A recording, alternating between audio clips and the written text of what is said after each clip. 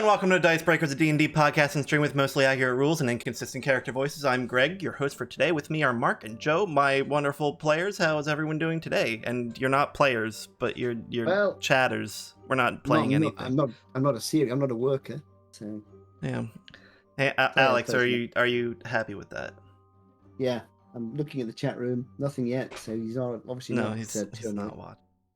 No, he would just send me mean messages during the week if I didn't. He'd be busy playing with small cousins and eating food, I imagine. Yeah. Anyways, we're gonna. So I named the episode "Upcoming D&D Content, Kids on Brooms, and More." So we've got a few book sets coming up that we planned on talking about. I don't know too much about them. I know their names and that's about it. And I know that one of them is based in the Feywild because I'm playing a satyr currently. I have to know kinds of things. Other than that, we were going to play Kids on Brooms in a few weeks, but not doing that anymore because it's not gonna. There's not enough people around. Purdy has also dropped out one of the weeks, and there's not enough time to do anything. You have to find time to world build as well. Yeah, we can still chat about it. Definitely, like when we get the opportunity, I absolutely want to play. Yeah, it's just one of those. It's one of the newer tabletop things that requires like there needs to be a session 0 kind of thing because that's an integral part to the experience. Yeah. It's like cooperative character building and world building, so everybody has a say. Kind of. I mean, there's no reason why we can't have when we have our next break in campaign 2. Yeah, there will be one at some point. We can have a 2 or 3 week, like we did that little hiatus we had before with the Joe's excellent little mini adventure, which is great fun. I really enjoyed that. So I don't know if no, we definitely didn't talk about it on stream because this all happened during the week. During that time, now I instead plan to do backstory artificer things, which Joe, I don't know. I think we've talked about it before, but you're probably not familiar. A little bit. Yeah. It's like character building and then soft RP as the characters that are built. That people seem to really enjoy, and Alex wants us to get back to it, and it's a fun thing to do. So we'll give it another go. No, sounds good to me. I am a fiend for theory crafting characters. Oh heck yeah. I don't think that's too unusual for people who play D&D. Yeah, it's just not one of those things that you normally see streamed or shown off and stuff like that. So it's a fun thing to do. Yeah. Anyways, let's start with the upcoming D&D content, since that's like the big stuff to talk about. And, which one do you want to start with? I don't mind. You know what? Let's start with the Feywild one. I love it. So let's do that. Let me see. That one is that the Strixhaven? No, so the Feywild one is called Wild Beyond. Yeah. Wild Beyond the what? So Wild Beyond the Witchlight. So before we jump into kind of talking about the books, Mark, how much do you know about the kind of the upcoming books? Nothing. Cool. So, because I would love to know what is that we might not know has been taken or borrowed from previous editions, because there's so much that they can take from previous editions, and I know that one of them might be leaning heavily on a book from a previous edition. But yeah, so I would love to know that kind of stuff. Gotta get my book out from my previous edition. Where am my monster manual? Just you talk about yourselves. Keep going. I'll be back in a minute. Oh, here we go. So, what do you want to start with for Wild Beyond the Witchlight then, Greg? I don't mind. I'm just looking through the marketplace thing on D&D Beyond about it now. There's some new races that are involved. Fairies and Herringons, which is a race of humanoid rabbits. Got some Watership Down aesthetic going on. New character backgrounds like Fey Lost and Witchlight Hand. I don't know who these are. Mark, maybe you do. The Return of Warduke, Strongheart, and Kellic.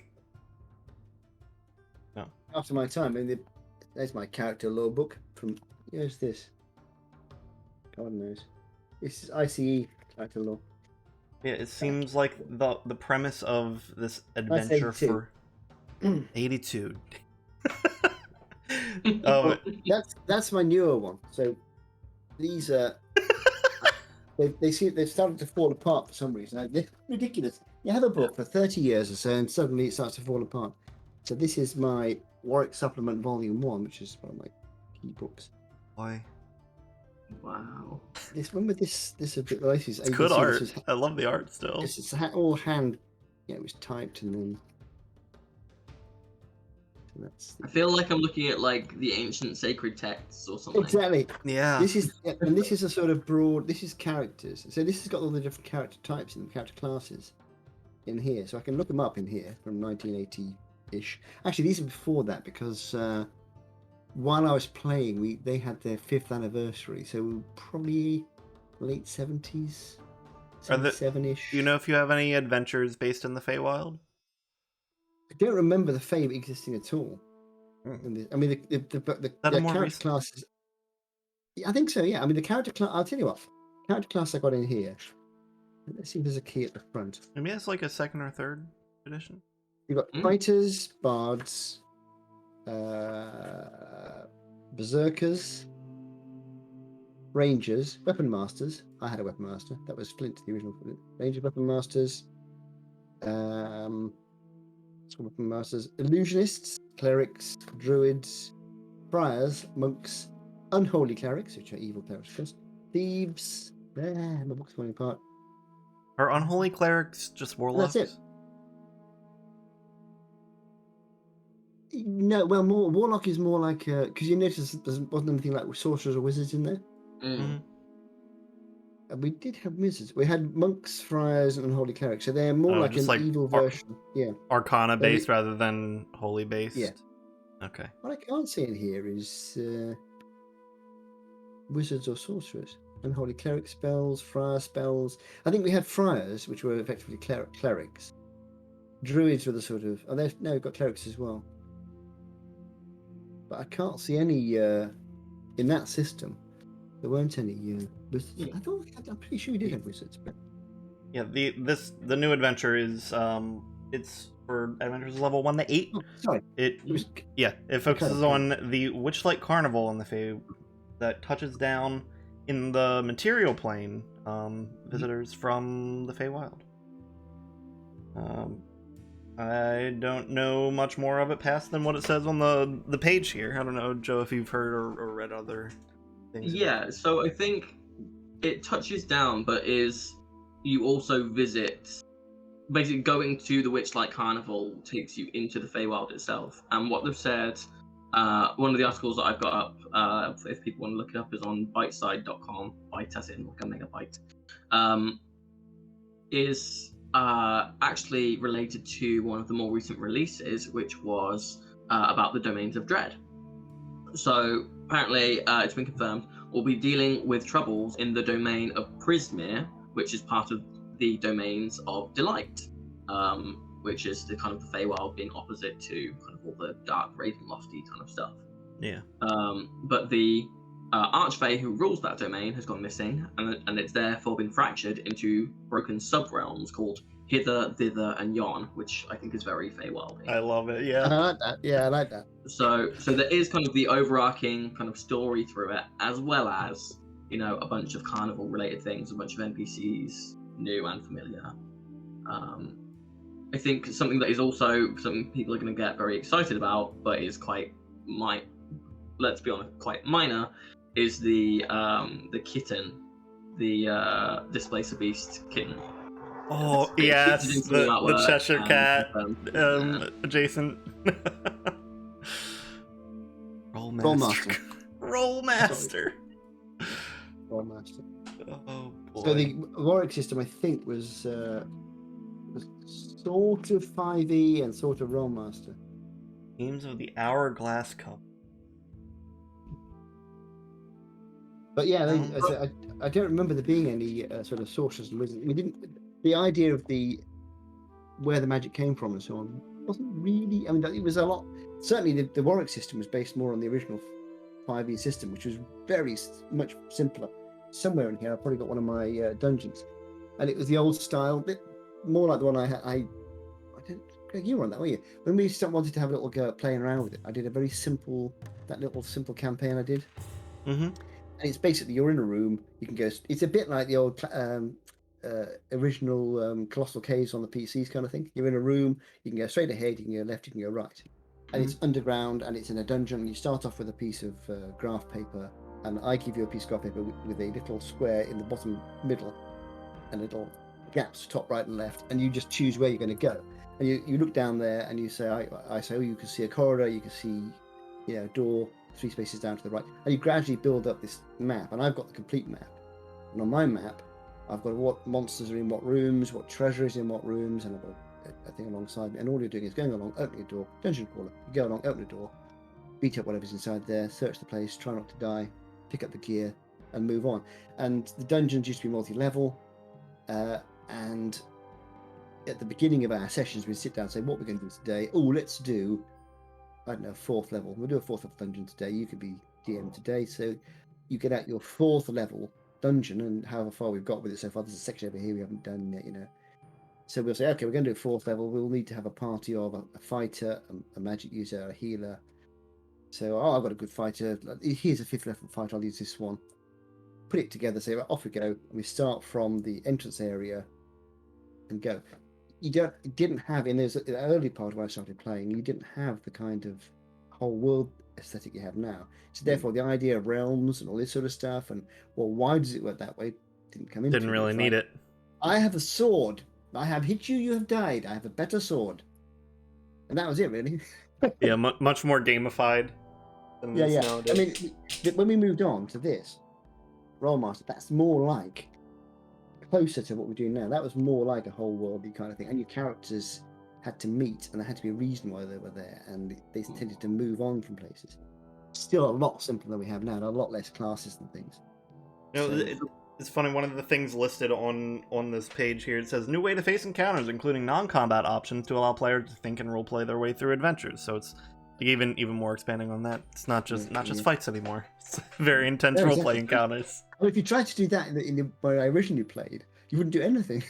Yeah. Close the door. Next one, close the door. There was only the fighting. It was really, you cast spells, and it was literally a room full of monsters. They would be like walking trees or fire-spitting cats or something. Yeah. And you just try and kill them, and they try and kill you, and hopefully you win. And that's it. There's no story as such. There's no reason particularly behind it. It's good fun, but it's very different. So with that in mind then, of kind of that's where all of this kind of originated from, for this kind of expansion outwards into all the different realms, and specifically the Feywild, what is it that you would want to see from an adventure set in this kind of fairyland with a carnival? Like, what kind of things would you want to be included or be able to do in that as part of the adventure? Well, first of all, you've got all the various Fey characters. So there's lots of Fey character types. Because I've never played a Fey character of any kind. So things like Centaurs. They're fun. That sounds like great fun. Big and heavy, difficult to get. You can forget you're sneaking around. On the other hand, you can kick doors down. But there's a whole range of Fey characters. Obviously, you've got the magical side of it because that's integral to have the Fey world would work. But if you're talking about what I'd want to do there, well, you could almost. Actually, one thing you could almost do is to take, because it's Fey is basically fairy stories. You could almost, like you did with the Wizard of Oz, you could almost take some of the traditional stories, wrap them up in such a way you don't realise that the core is that story until you get there, and if you did it properly, the players wouldn't realise for weeks and weeks. Hang on, we're in Cinderella, that kind of thing. That'd be an option. I love that. I love that kind of thing, and so much of that is public domain. Like, this would be the perfect opportunity for me to introduce like the Rumpelstiltskin kind of thing. Yeah, exactly. There's a character, an NPC, you've got to figure out their name from various clues, and if you do, then you get a reward or you save someone. That kind of thing that is a classic of, like, you're right, because fairy stories are a huge part of like Western. So many cultures. There's a lot of cultures that take from it. It would be great to sort of do a fairy story where you're in it, but you're so you think, I don't know, Cinderella's what I just mentioned, but from the point of view of some other character, smaller character, it's all about the prince, and at some point you realise this is the prince from Cinderella, and he just sort of glances off the side of the actual Cinderella story. Just a minute, I recognise that, or take it from the point of view of the Wicked Witch or whatever. So she's the goodie, and you're on her side trying to help out against this evil woman who's trying to take her throne. And it turns out it's Snow White. You know, there's a lot of, I think, scope for that kind of thing. That'd be quite good fun. Yeah. And there is already the kind of precedent for that, because Baba Yaga, who is a Slavic mythic creature or figure, I believe, is already in D&D. She's mentioned in Tasha's Cauldron of Everything, because Tasha is her apprentice. One of the artifacts in that book is her item. So you could absolutely have that kind of like Wicked Witch character, and then just a few hints that, you know, in this one particular point of time, you know, they caused the events of Snow White, or, you know, Sleeping Beauty, that kind of thing. Yeah. Or you could have your characters accidentally causing, as you say, causing a chain of events, and that turns out to be one of the big fairy stories. So I think that kind of is a whole area of sort of, you know, moving on from that. You've also got, like, you could have the kingdom where Snow White now rules, and have something taking part, let's say, taking place there, or, you know, you've got stuff you could use to start off and then move on from that. But as far as the mechanics is concerned, it'd be fun to have things like fairy godmothers and you know, centaurs, as I said before, cyclops, all the various the creatures and good, both good and bad. Yeah, that you've seen in all these various stories. Just have the ability to have a play with them. What happens if a cyclops is trying to use a bow and arrow? Yeah, How far away are they? Alex and I have very clearly done something very different with the Feywild in our campaign, but we've purposely left a lot of it ambiguous, because there's a lot of similarities could still be drawn, but there's kind of more structure than there normally would have been.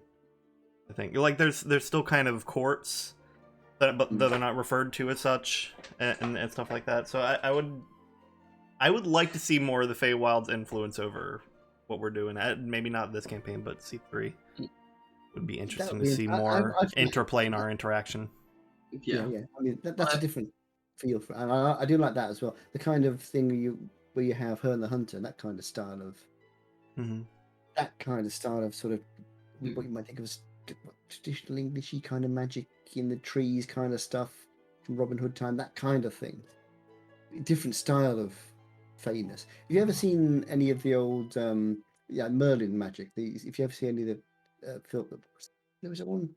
What's it called? Merlin? Not the series Merlin, which is all right, but there was a film with Sam Neill. Remember that one? What was it called? I have seen that a very long time ago. I watched it on a bootleg DVD in Bulgaria. It's either Camelot or King Arthur. Yeah, I know what you're talking about. King Arthur. Well, there's another series that is in that Merlin type Merlin thing. I don't remember what the new series is called. It's based on, like, the daughter of the Lady of the Lake. Oh yeah. I can't remember what it's called, but that was fun. I don't know if another season will come out. It may have. Well, was that one on Netflix with? Yeah. I've not seen that one.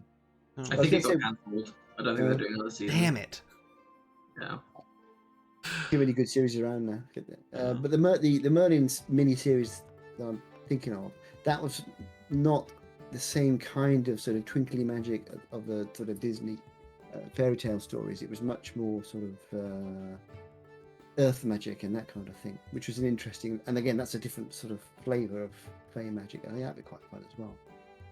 Herring has left us a comment. Herring. Ever played Sherlock Holmes Consulting Detective? No, I don't think so. It was one of my first experiences in role-playing. When I played it with some friends, we all created our own characters.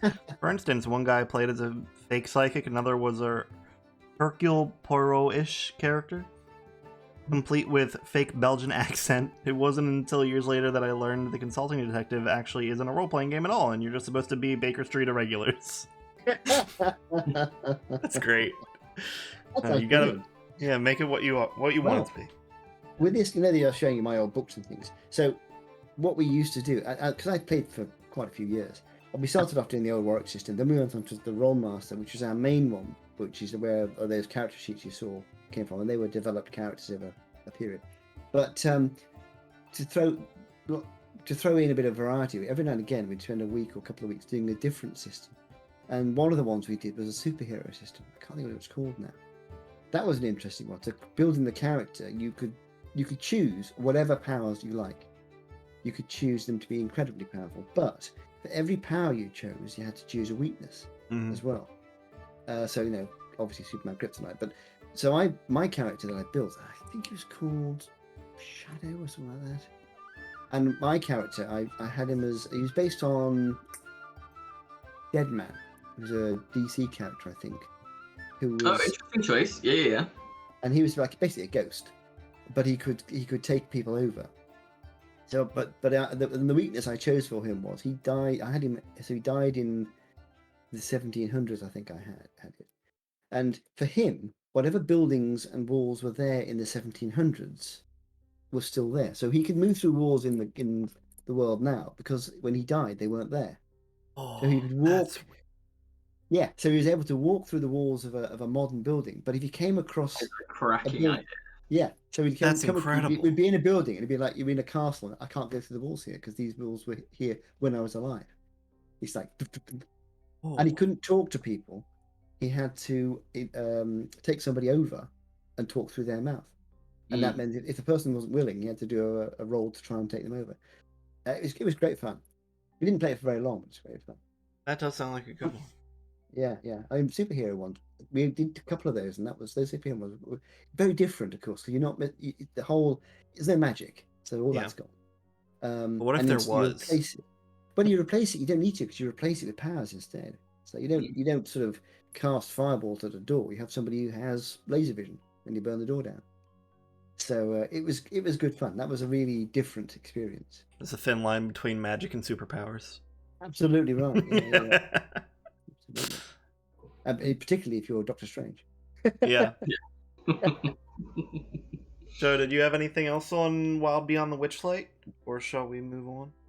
I was just gonna say something that a couple of things that I would really love to see in it is carnival games that are actually easy to play and fun to do. Not something where you've got to like go out and buy, say, a tarot deck, which not everyone is going to have.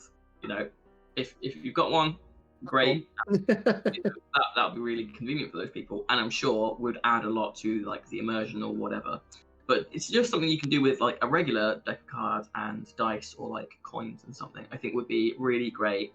Some set skill checks for knocking a coconut off a stand, that kind of thing. But the others, and that's kind of like the more lighthearted side of it. The other bit that I'd really love for them to explore a little bit more is, and I will hold my hands up and say I'm not an expert in this. I feel like the people who are really into like fairy and fae like lore are really into it, and I'm not something like that. But the whole thing of like you've got to be careful what you say in the Feywild and to fairies. Don't eat the food. Yeah, don't eat the food or you'll be charmed. If you don't make a deal because you can't get out of it, and they'll like outmaneuver you. And things being super literal. There's like a meme going around on Reddit at the moment of like, oh, your party enters the Fae, and a satyr says, oh, hi, can I have your names? And they tell him, and he goes, thanks, and disappears, and the party can no longer remember their names because they have given them to the satyr because that's what he asked for. Something along those lines of like, hopefully nothing, character destroying, unless that's the kind of game that you want to play, but something along those lines of where in doing the roleplay, you really do have to kind of switch on your brain and think, no, there's something off here. It's not the thing of, oh, they're just trying to kill me. It's just the thing of, oh, they're all, adding that kind of mischievous and spiteful attitude. I was going to say mischievous, trickster, the whole trickster thing. Yeah, absolutely. That'd be very fun. It's funny because with Ray, I was like, I want to do that, but not do that. You know what I mean? It's like, and so that's where the whole thing of her being like, oh no, didn't quite fit in with all the other kids at school. It's like they're doing devious shit like that to their friends. Like that's how you have friendships here. It's like I don't like that so much. Did you see? Did you see? Sorry, Harry has done another comment there, Deanne, if you're looking at the chat. Mm. Just going back to what I was talking about my dead man thing. I'll let Greg do the reading because he's got such a wonderful voice. And Joe, finish your thought first, and then we'll hop over to Harry. I was just going to say that kind of thing is quite hard to pull off as a player because you would have to really, you'd have to be quite high level and haven't gone into like enchantment wizard or something to be able to pull that off fairly consistently. But NPC magic can do whatever the hell you want, and so I feel like it's a really good opportunity to have really minor NPCs be able to do that kind of thing, and therefore it keeps them relevant and interesting throughout the whole, 1 to 8 levels. Yeah. And Heron was saying that sounds like when I desynced while playing Payday 2 with some friends. For those who don't know, in that game every level has several different variations, so for instance in one variation a door might not exist or a ladder might be gone. Some weird reason I loaded into a different variation than my friend, and I found myself able to run through doors that didn't exist on their end. Great. I know exactly what you're talking about, though. I'm pretty sure that happened to Alex and I at some point. Good stuff. The thing you were saying about the tarot deck, I don't know if you've seen, the Bard deck has another class now, College of Spirits. That's kind of like a fortune tellery, that type of thing. And I was looking at that. It's real fun. It's real cool. I definitely think with the way that they've set up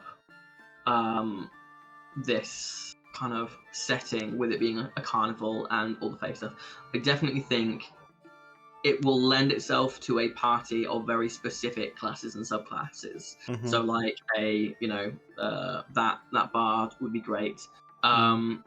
Fey Wanderer Ranger would be great. There's I can never remember the name of the ranger class that it's Horizon Walker. Horizon Walker, thank you. Horizon Walker lends itself really well to it because that has a really specific theme of finding interplanar portals. Oath of the Watchers Paladin, which is all about protecting from Fey, predators and things like that.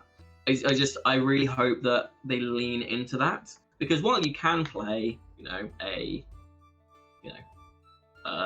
let's say Thief Rogue in basically any campaign and you'll do pretty well, I would love for them to incentivize those kind of what I would assume to be less played subclasses are. Yeah. And the Bard one's even newer than Oath of the Watchers, so not many people have the option to do that. I just really like the direction they're going, since Bards have that whole like preconceptions, like, oh, you got to be musical, clever, all this kind of shit. But no, you can you can be a fortune teller. You don't have to be incredibly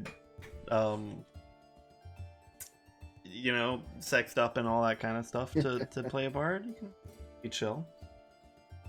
Yeah, I like that they're starting to explore these other options for classes that had such a stringent look.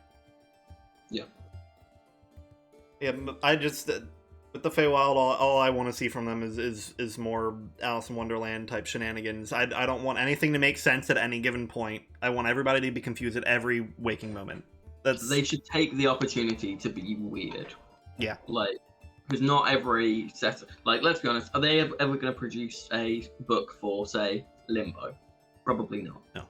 So I feel like this is the perfect opportunity to introduce some of that kind of random, weird stuff that wouldn't make sense anywhere else. Like, people need to take this adventure as an opportunity to introduce things and just not explain it, because you don't have to. Yeah, or as a really good basis of, if you're a new DM, say, and you want to do a published adventure for your first few levels, you do the 1 to 8 adventure, and then you can build on all of that stuff and just go really wacky with it, because you can then just go, okay, you're just permanently in the Feywild, and you've got to try and get back for 12 levels or whatever. Mm-hmm. Yeah, I love the Feywild. I want to see more of it in properties. Yeah. Would you like to move on to another book? Yeah, I'll toss it up to you guys. It's Fizban's Treasury of Dragons or Strixhaven? I would prefer to talk about Strixhaven next, because Fizban's, I think I have the most to say about what I'm excited for. All right. So, for people not in the know, Strixhaven is the, I believe it's the one that's coming out the soonest. I think. But it's No, the next November 16th. November, okay. But it's the next Magic the Gathering crossover for a setting in D&D, where Strixhaven, I believe, currently exists and is a set of colleges, like Wizard, Hogwarts-style colleges, but actual like university colleges, not 11-year-olds pointing sticks at each other. Mhm. It's introducing the Owlin, I think they're called, which is the Elffolk race from that same Unearthed Arcana that the Herringon were in, as well as the fairies. Now, shall we address the kind of, I'd say, the most controversial thing about this, first and foremost? Yeah.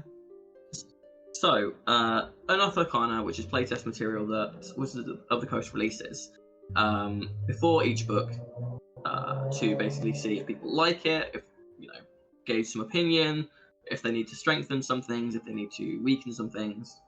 Sometimes they get it right, sometimes they don't. It's a bit hit and miss either way. But this, I think, was the most unanimously hated Unearthed Arcana that I've ever heard of. I mean, I've not been playing as long as a lot of people, but what was essentially released was a document where you would have subclasses that were a template to go on a bunch of different classes.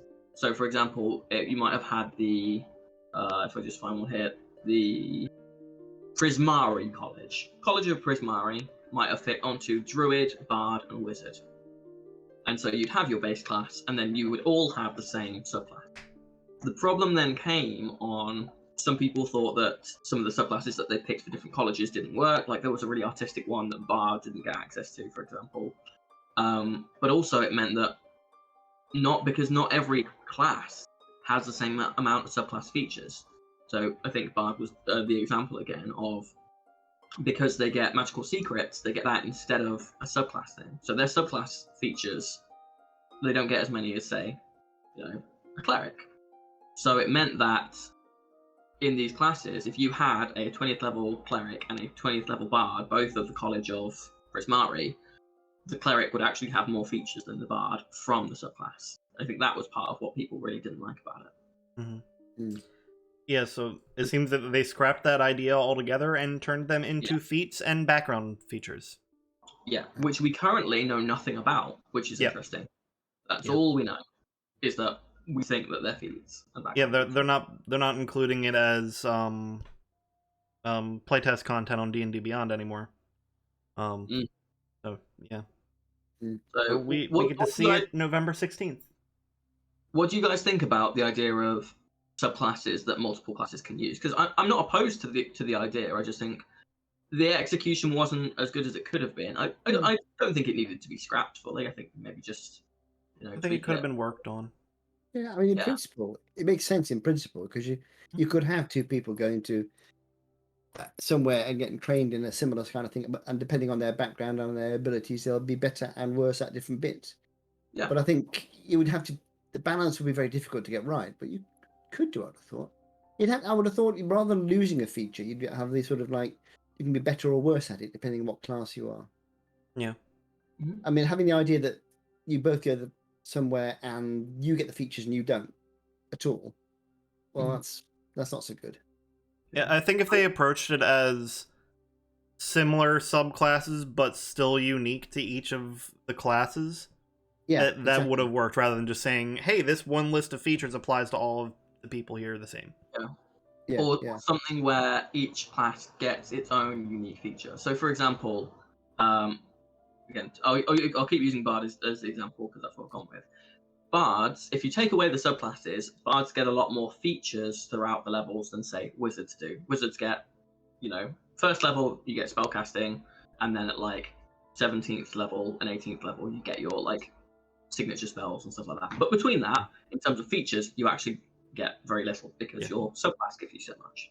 So why not have it where you have this kind of, you get this template of things that you can put onto each, but say the Wizard gets X extra ability, because they are a wizard doing it, and Bard gets something else because they are a bard doing it, and maybe those things aren't weighted equally.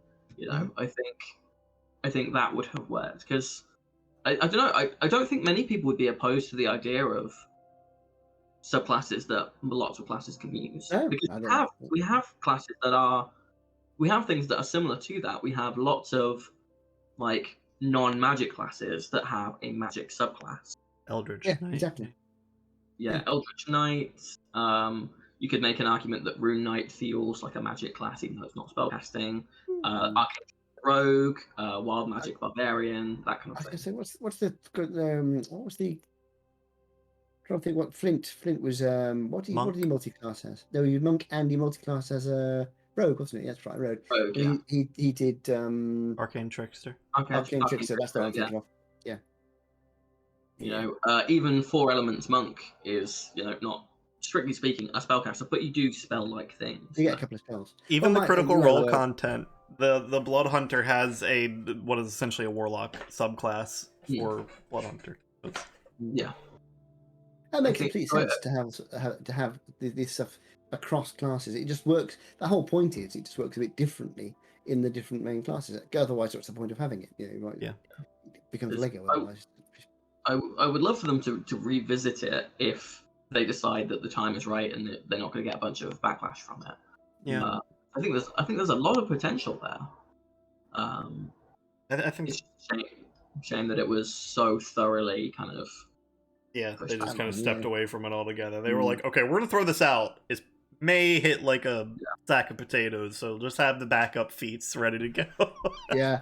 Which we should also say, you know, kudos to them for listening to the community. Oh, yeah, definitely. Because with something like, again, for people not in the know, Wizards of the Coast, after they released the Unearthed Arcana, they will put out a questionnaire for people to put feedback in on, and not everyone will fill it out.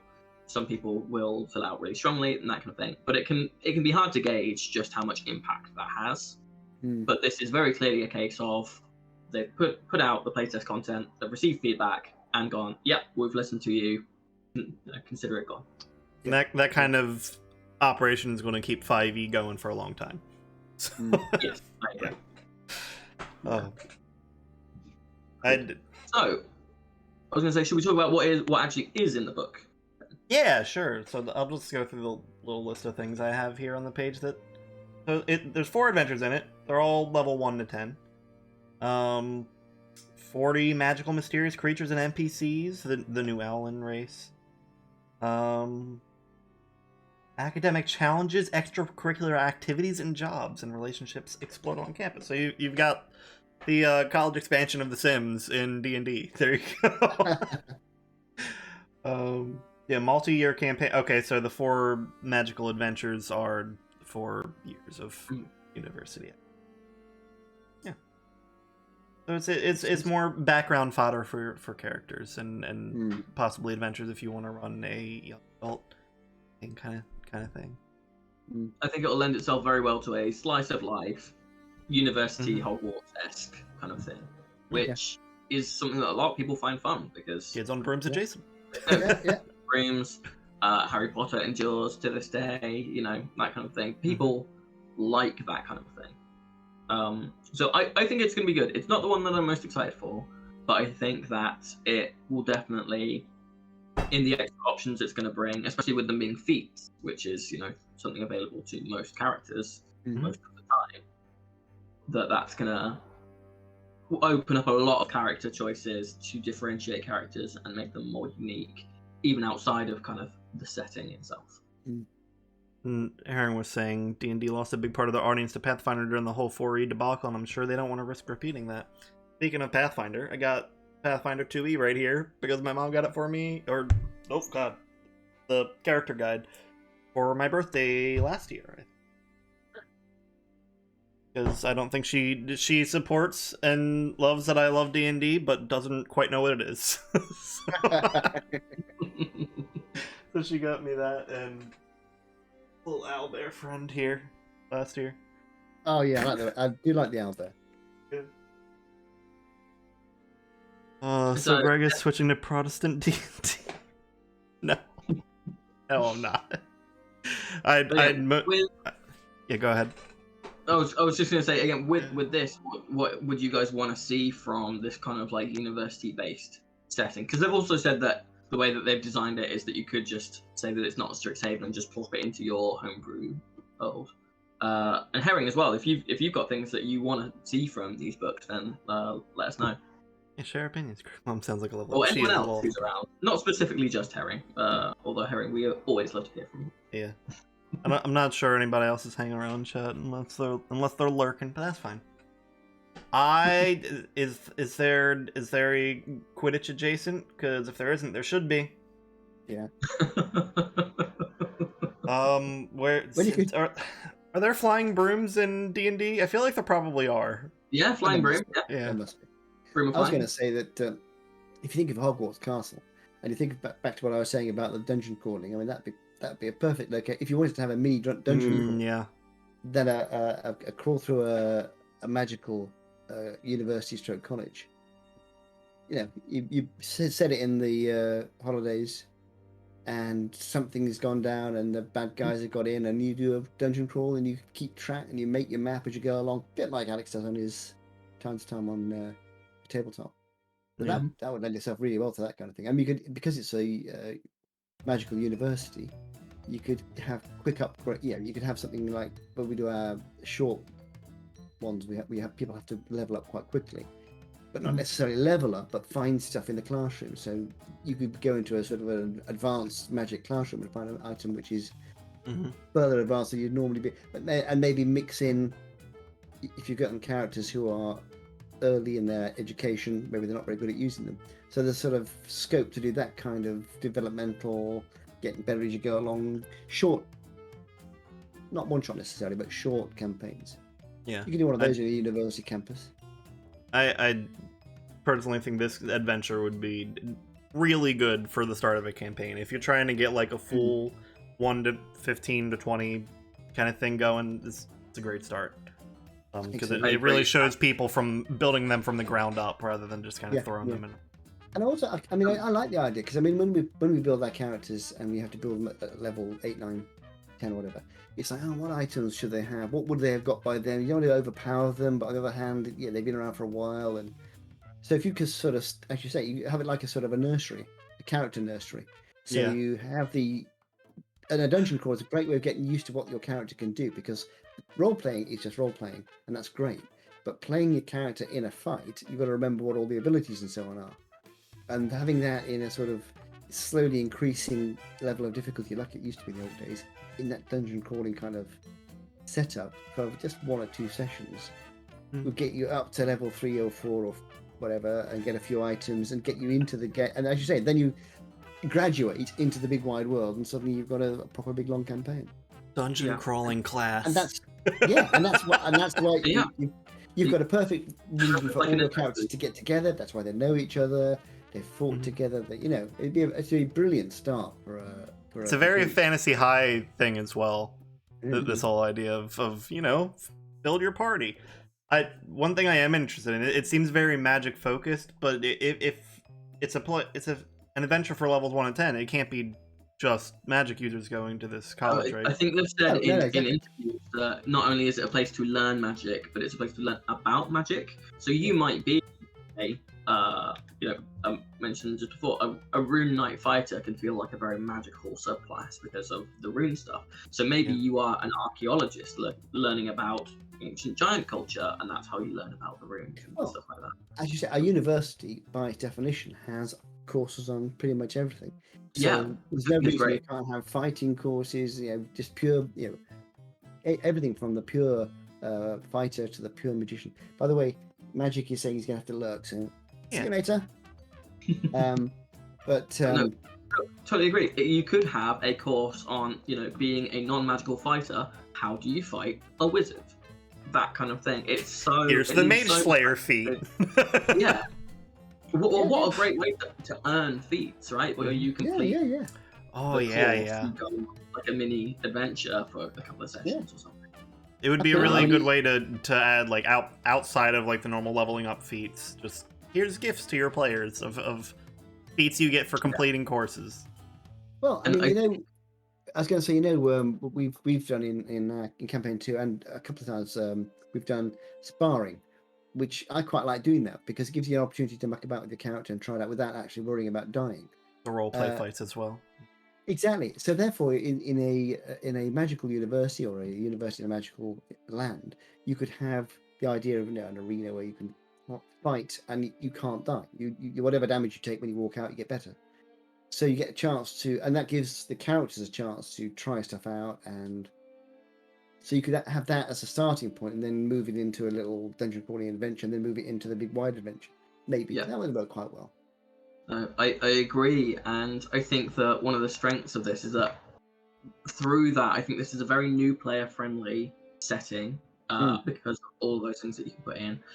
But for both new DMs, it's friendly, and experienced DMs with new players. Because I think what experienced DMs who have run these kind of like big kind of world campaigns, that might not be necessarily the right way to start off a group of brand new players. So you can do this, have that, then move out into that kind of world while going this adventure more than any. It's okay to be learning the game as you're playing because that so easily translates into what your characters are doing. As well, yeah. What you're supposed to be doing, exactly. Yeah. I've been talking to Alex a little about this stuff recently. It's like ideas for campaign 3. It's like that I would like to see more of this consolidated, like either in just a city or just a tight-knit place for a while, because I feel like it leads to a lot more RP rich scenarios and everything doesn't feel quite so distant from the characters themselves. Well, we did that in campaign 1. Veiluna was that really. So because although it wasn't strictly where we started from, we did that little bit in Corsia first of all, but it became the sort of where everyone got together, and there was like a sort of central base where we came back to. We were talking about that as well. It's because Alex and I put in so much collaborative work into that area, and we were like, if we have another area like that for campaign 3 where everybody contributed a little bit, imagine how intimate that space would feel for each of the characters. And it works well because if you have an area which is more defined, and you've got sort of a homely feel to it, it gives you that sort of base to build on. I'm not saying campaign 2 is suffering because we haven't got that particularly, because it's still there. Veiluna is still there. It's still the base.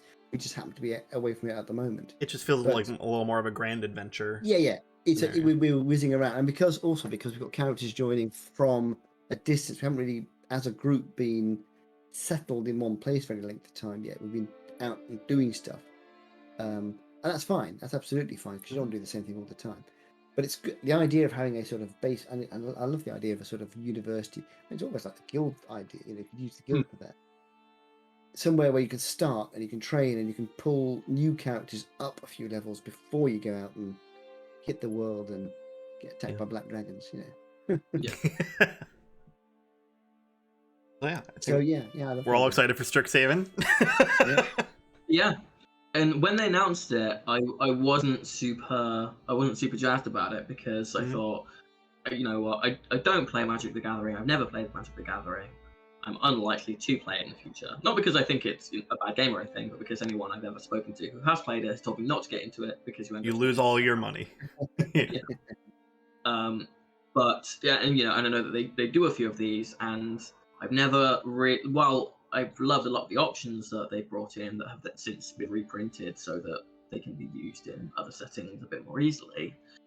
I don't often see people offering a game or saying that they really love their game setting. What's the one that's a massive city? Baldur's Gate? No. It's an entire setting where like the whole world is one massive city. It was the one where Spore Druid and Order Cleric were introduced. Brain. Let's look at the source book. It's Ravnica. That's it. Guildmaster's Guide to Ravnica. Yeah. Where like I'm sure great setting. I'm sure that Wizards of the Coast put a ton of work into it, and it's a lot of fun. But I feel like those kind of things are very like you're there and you're nowhere else. Whereas something like this, you can drop it into anywhere because it is a university. It's a campus, not a whole world. You can have it. You can. It doesn't have to stay where it is. You could have it floating around, and every 6 sessions take a school trip to the ground where you're in a different culture or something. Because that's just reminded me, as a slight aside, that I'd forgotten until we were talking about this, but Lord's Castle moves, doesn't it? Lord's Tower. No, you're thinking of in Campaign 1. There was the tower that moved around where we had a map where the little red dot moved. I thought that was Lord's Place. No, Lord's Place is sat in Ferrith or Forth. So whose tower was that then? I don't remember his name, and I feel very bad for it. But yeah, I can get my book somewhere. But I mean, you could do that. You could have if you wanted to, you could have a university that turns up when it's needed. Yeah. You could have an adventure where this is the setting, but you aren't students, you're teachers, and you have to.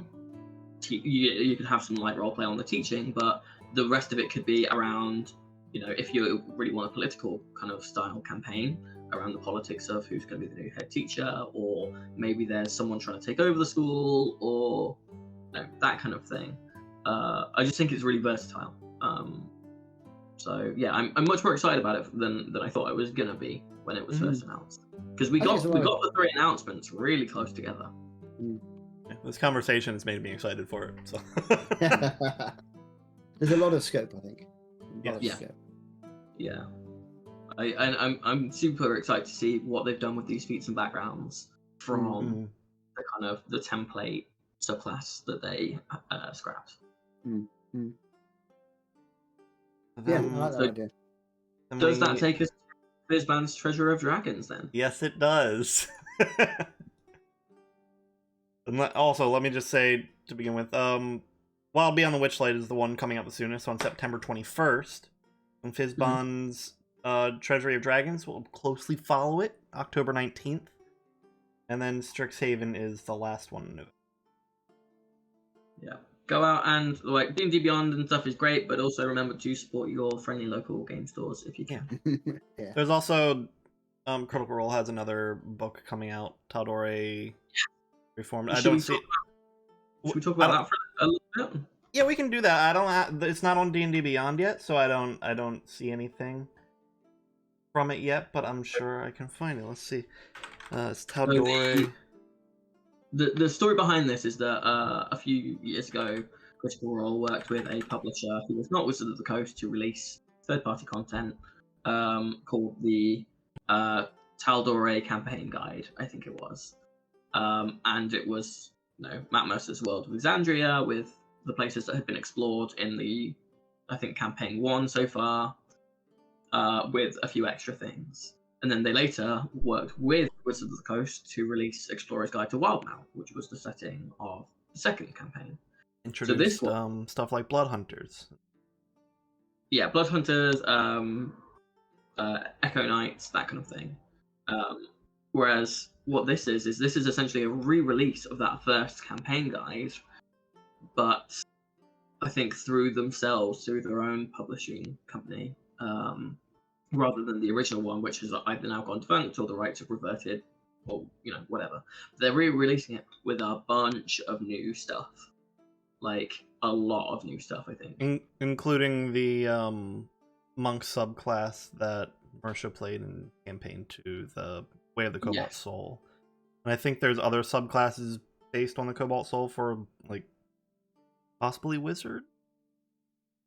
Yeah. I am having Taldore Reborn is what it's called. Thank you, because I've been having trouble finding it. Darrington Press. Yeah, which is their own publisher. That's what they're publishing board games and stuff through now as well. Oh, okay. So expanding character options, including 9 subclasses and 5 backgrounds. It has the messages, which is like Xanathar and Tasha's number. Yeah. Like stuff. Dozens of creatures, new lore and updated stat blocks for Vox Machina members, vestiges of diversions, which are really freaking cool. And a guide to the whole region. 280 pages. It's also set 20 years after, I think, the latest campaign. I've got here. Oh no, sorry, it's set 2 decades after the conclusion of the first Critical Role campaign. So it will already have stuff in there about how the world has changed, or events in recent history for people who don't watch Critical Role but really want to pick up an extra kind of third-party content book, which I think is really cool. And also, some of the artwork from it looks absolutely nuts. Yeah, it's all artwork from fans that they source. And that's going to release in late 2021 and / early 2022 on the We're just putting a picture from the thing on the Discord for you to have a look at, Mark, because it looks like it's peak D&D. It's some kind of like constellation, eagle, dragon fighting a party on an airship. Like, how fucking great is that? That is, mate. I love that. I'm interested to see what the 9 subclasses are, because there's not a lot of information on it just yet. Yeah, me too. The only things I can think of, maybe 4. So, Cobalt Soul, Monk, Oath of the Open Sea Paladin, Blood Hunter, to be released in the source book, because that's only ever been released as its own individual kind of PDF for charity, I think, beforehand.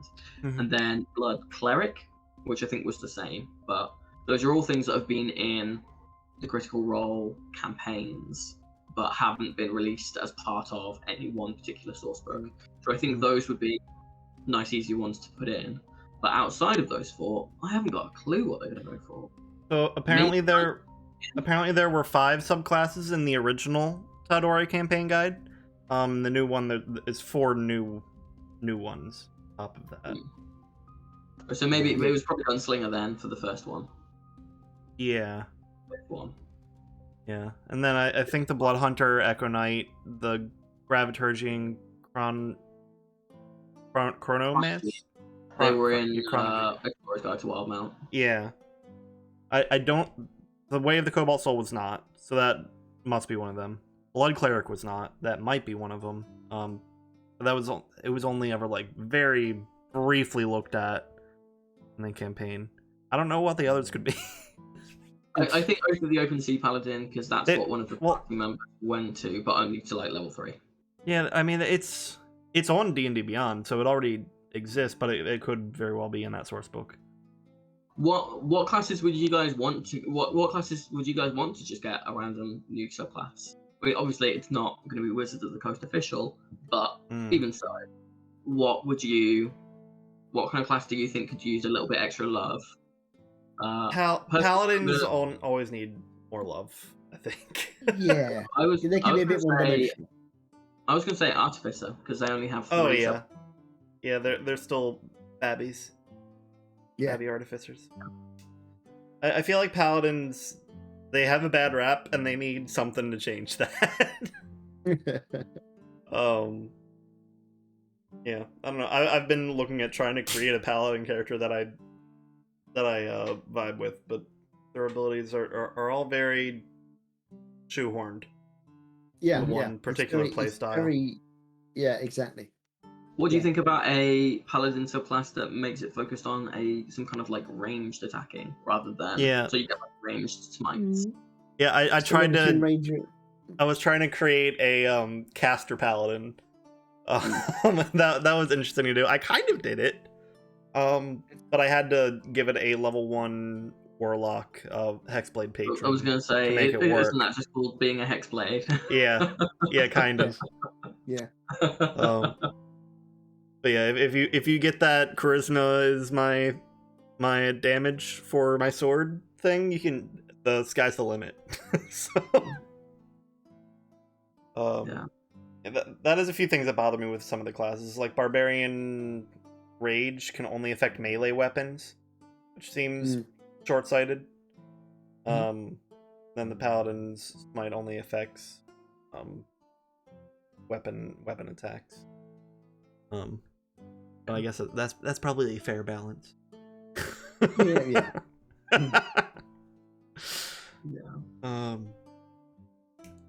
Yeah. I'm just trying to think of. I will say I don't want Wizard to get one of the subclasses because I feel like Wizard has so many I would prefer that Cleric didn't actually get one, even though I think Yeah. that's one of the most likely ones, just because there are so many. I think share the love around a little bit. Sorcerers, you know, they've had 2 excellent ones come out in caches, but they still don't have that many. They need some love. They've got 1, 2, 3, 4, 5, 6, 7, which is not that many compared to the rest. How many subclasses does Thief have? Oh, quite a few. Rogue. Well, yeah, Rogue Thief.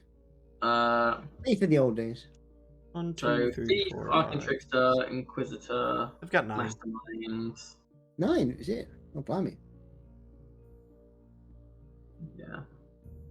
Because I think, yeah, because there is generally, I think, not all that much give and take between the classes, except for Artificer, which is still fairly new.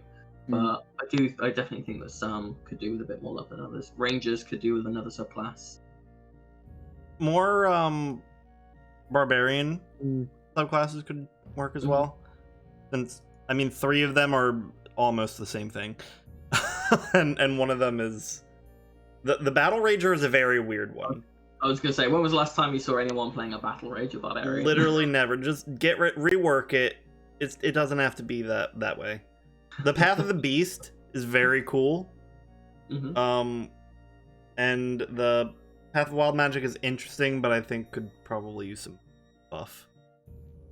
So in my home game, my partner plays a Path of Wild Magic Barbarian, and he loves like the roleplay of it. His character's a gnome who's like 400 years old and is like retired and kind of getting back into things. But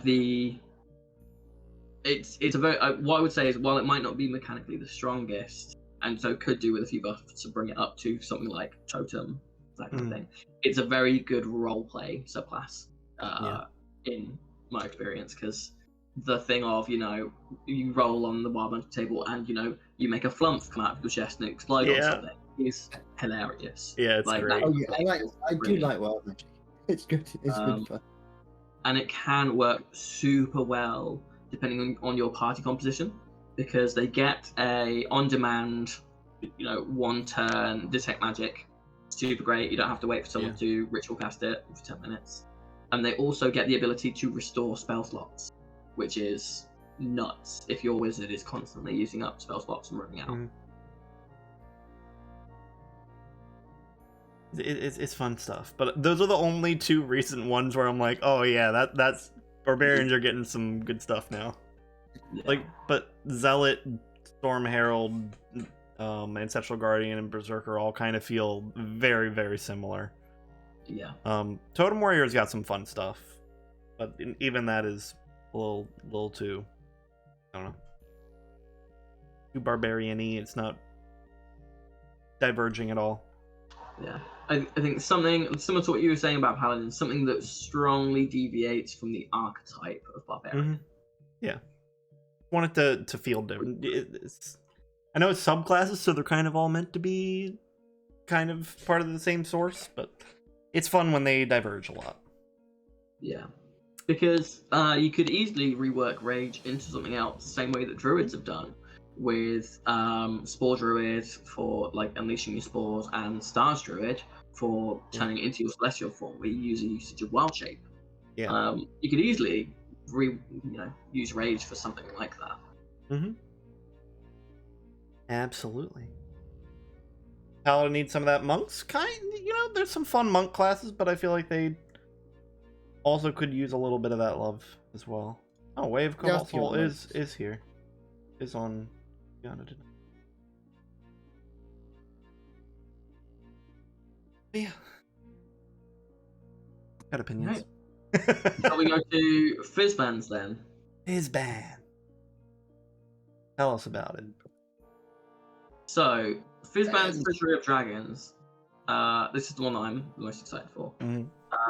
This is also the one that I kind of referenced earlier as potentially being based quite heavily on a book from a previous edition, which was the Dragonomicon, I believe. Now that book featured heavily about, a lot of kind of lore about dragons, where they might nest, if you harvested, ligament from a dragon, you can turn it into this particular bit of armor, that kind of thing. I don't think they're going into that level of detail with this, but they have confirmed a bunch of stuff for it. So this is going to officially introduce gem dragons to 5e, as well as gem dragonborn. So for people who are unaware, they are things that were in previous editions and are the neutral counterpart to the good metallic dragons and evil chromatic dragons. And their whole thing is psionics. So being psychic. Nice. The artwork as well for the gem dragonborns, their kind of like thing that differentiates them aside from the color of their dragon lineage is that their horns in the official artwork are like broken off in the middle, but the top bit of their horns are still in the place that it would be. It's just a very small thing that looks awesome. So it's going to be 224 pages long, and it's not just a book about dragons in any D&D world, but about dragons in every D&D world. So the layout of it is going to be similar to Volo's Guide to Monsters and Mordenkainen's Tome of Foes. So a ton of information about a ton of monsters with a ton of stat blocks, that kind of thing. So the writer, who I think is James Wyatt, has said it's about a third of it is stats, a third of it is stuff for DMs to use, and then a third of it is player options, as well as a bunch of DM tools to apply to dragons generally, such as like dragon lair map, personality traits, regional effects, and dragon treasure hoard tables, that kind of thing. Now, one of the things that I'm super excited about for this is the introduction of what they're calling the Great Worm, which is where they've essentially said that dragons are so integral to the fabric of the material plane. The material plane was in part created by Tiamat and Bahamut and all of that. Is that dragons are, you will find like the same dragon, like to use Marvel terminology, you'll find a variant of the same dragon in a bunch of different universes. And what can happen is that those dragons can come together and form one like mega dragon. Great worm. Which they're calling a great worm. They're also including things on there like dragon turtles, which the artwork for that looks insane. It's like a whole armada facing down this ridiculous like country-sized. I've just seen a photo. I've just seen that picture. Yeah. So I'm so excited for the options in this, because when was the last time that you played D&D and fought a dragon at all, but also fought a dragon in a dungeon? I feel like dragons are such a left out part of D&D. 1980 something. White There you Bane. go. Yeah, White Bane. My original White Bane. He on his first. No, it wasn't his first. On his second or third adventure, came up against a dragon, and was able to do some kind. I forget. I can't remember what happened. I remember he did some roll, and I just happened to get a 20 at exactly the right time, and took out a dragon as like a third level druid. Yeah, it was just like it was funny because all our monsters were. He was doing random generated monsters, and he happened to roll a high roll. I was like, oh my god, it's a dragon. And then I just happened to have the right spell, and I happened to do exactly the right roll. And I went from like second level to fifth level in one encounter. But see, that's the kind of stuff people love. There's a lot to love about playing. Sorry, I love dragons. I've got Fantastic. my webcam's shaking everywhere. Yeah. So there's a lot to love about playing D&D and tabletop games in general. But I feel like people want to kill dragons and play and do stuff with dragons in D&D, and I feel like it's up until this point it's been kind of a neglected part of the game. We've fought a dragon. How do you guys feel about that? Oh, we fought dragons a couple of times. I think that was before you joined campaign, wasn't it? Only just before. So we had that one, that fucking great dragon at the Lord's Tower. When Ray turned up, since I've been playing in the campaign with you guys. But I mean, like, in general, across D&D. In general, very rare, yeah. Games without dragons aren't any good. That's totally up to you, DM, and what you're running. So no one crucify me for saying that dragons equals bad. I feel it's the very modern nerd thing of like, oh, it's in the name of the thing. Better avoid that until you don't need to, until there's no way to avoid it. I don't know. Yeah, true. It'd be cool to see more dragons.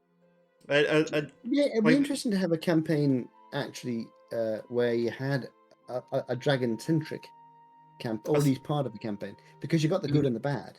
So, okay, you can come up against a bad dragon, and that's an evil dragon. That's really difficult to take out with a few characters. But of course, if you had a couple of good dragons on your side, suddenly it becomes a much more even, So maybe have a setup where you're working with a dragon against a dragon, or something. I don't know, something like that would make it interesting, because you could end up, if you're in the wrong place at the wrong time, you'd be in really big trouble.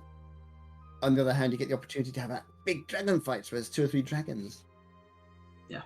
I mean, in a lot of campaigns where they are introduced, they're very rare things as well. What if they weren't so rare? Yeah. Yeah, exactly. And that's hopefully what this will introduce, because they've confirmed a bunch of different dragons. There's some confusion as to whether or not these are 2 different ones or the same one that they've gotten the name wrong on an interview, but Moonstone and Gleamstone dragons that are supposedly like Feywild dragons. There's going to be like deep dragons that live like crazy underground. I believe there was mention of either an Elder Brain dragon or a Brain Stealer dragon. Oh wow. Which would be nuts. But I'd love more low-tier dragons like fairy dragons and stuff like that. There was I was looking through my character. I was looking through my character guide for this, but in Pathfinder, there's some cool dragons that I've seen talked about on TikTok. There's like a dream dragon that like, and when you go to sleep, there's a risk like if you piss it off, it's gonna come and kill you in your dreams and stuff like that. And like the oh god. It's space. It's not called the space dragon, but it's the space dragon, the astral dragon. Yeah. Like that roams around astral space. That kind of stuff is fun as well. Like you don't. It can be unique and different, but still dragons. Mm. Yeah. And I'm glad that they've said that they're also going to be exploring a bit more about the kind of the Tiamat and Bahamut stuff, as well as the gem dragon equivalent of them, because there is so much information and history that dragons have in all the previous editions that hasn't really been explored in 5e, that I think is going to be really cool, and that people would put into their games were it there and more easily accessible than having to convert it through different editions. Yeah. I mean, simplicity of adding in complex stuff. If you can get that, if you can get something which is at the moment complex and make it easy, they'll get more widely used. And it's good for when you're playing it as well. You don't want anything which has got.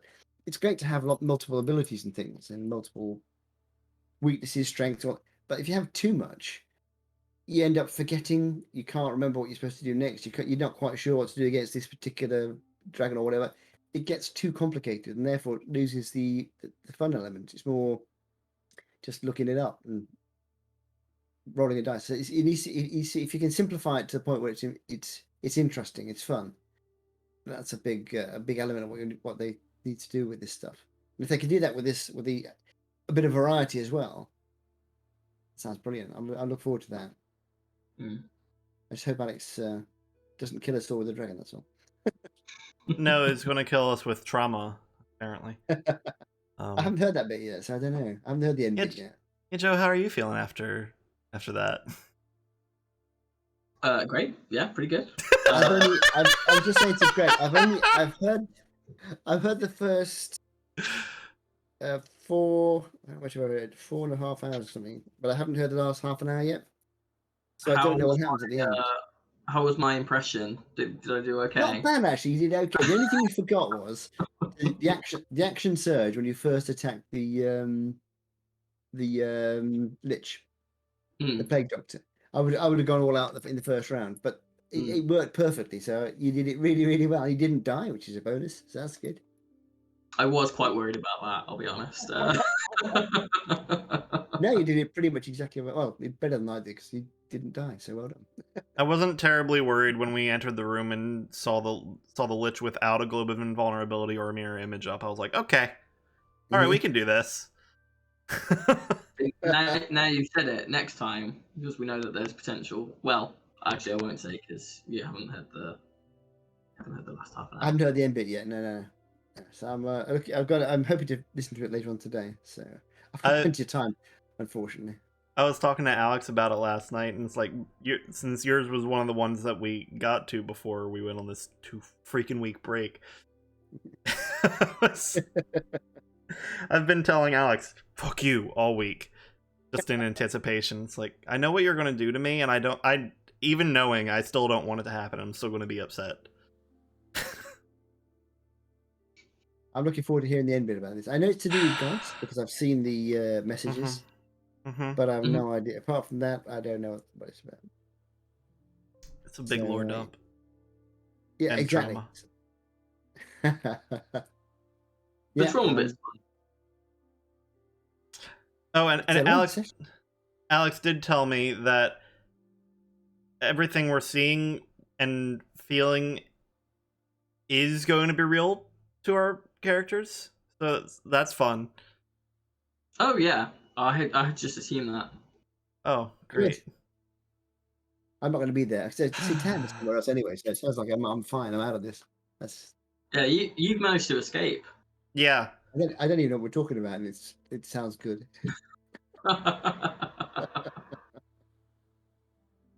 Plenty for you to find out. It was great, by the way, with the recordings. Oh yeah. That was brilliant. Yeah, that was really good. Yeah, Alex and I got together for knocking a tennis ball around, and he was saying, "Oh, I know." So we went back to his place and recorded those 2 little bits. So yeah, good stuff. It's nice. It's nice that it's sort of rather than Tav, because wasn't sure what Tav was going to be doing in this gap. I'm in enforced gap, so I'm not going to be back on. We very well know what you're going to be doing now. Yeah, well, I'm not going to be back in the campaign until October now. So just before my birthday, if you're thinking of buying presents, just put that out there. And I wasn't sure, do I have time to sort of wander back to his town? And Alex and I were chatting about it, came up with this. It was like, that's a great idea. So. It seems pretty important. The thing that you're doing is kind of important, yeah. Yeah. Well, you don't know why yet, though, I don't think. No, Tav has no idea, but the rest of the party does, and once trauma's over, I'm sure Ray will message and be like, hey, keep an eye out for this thing. It's happening. Okay. Good stuff. Anyway, yeah. Anyways, disappointed with missing it for a while. I'm looking forward to. I'm going to listen to the end of this bit, and then I'm looking forward to next week. Yeah. So I should be lurking. I may not be able to listen to it live. Because we'll be out and about enjoying ourselves. In Scotland. Where will they be next Saturday? Anyways, any more on the upcoming D&D content? Any more or comments on Fizban? I think it's worth mentioning that Fizban, in the same way as from it'll be a little bit of narration in there from Mordenkainen's Tavern of Foes and Volo's Guide to Monsters, those kind of things. It's worth mentioning that Fizban is a character from the books, from the Dragonlance setting, which currently we do not have as a setting in D&D, but it has been widely speculated that ever since the lawsuit was dropped by the authors of the Dragonlance books, and that kind of stuff is still being produced, that there will be a Dragonlance setting coming out at some point next year. And what better way to lay the groundwork for that than to introduce a bunch more dragons? Heck yeah. Good stuff. Wizard of the Coast has been doing some good work lately. Yeah. Yeah, I'm really looking forward to them. I mean, Wild Beyond the Witchlight, I think is going to have some interesting stuff, but the Feywild things don't appeal to me as much as the kind of the college and dragon stuff does. So I'm most looking forward to those. How about you guys? The stuff we've spoken about, I like the college idea a lot. I like dragons in general. I've always liked dragons anyway. But as a new thing, the college idea and the additional feats and being able to develop characters a bit more at the beginning, I like that idea. Yeah. Although for us in our campaign, because we've already got our characters established, it's probably going to be the dragons one a bit more. Well, I think by the time that any of this would be incorporated, we'd be on to C3.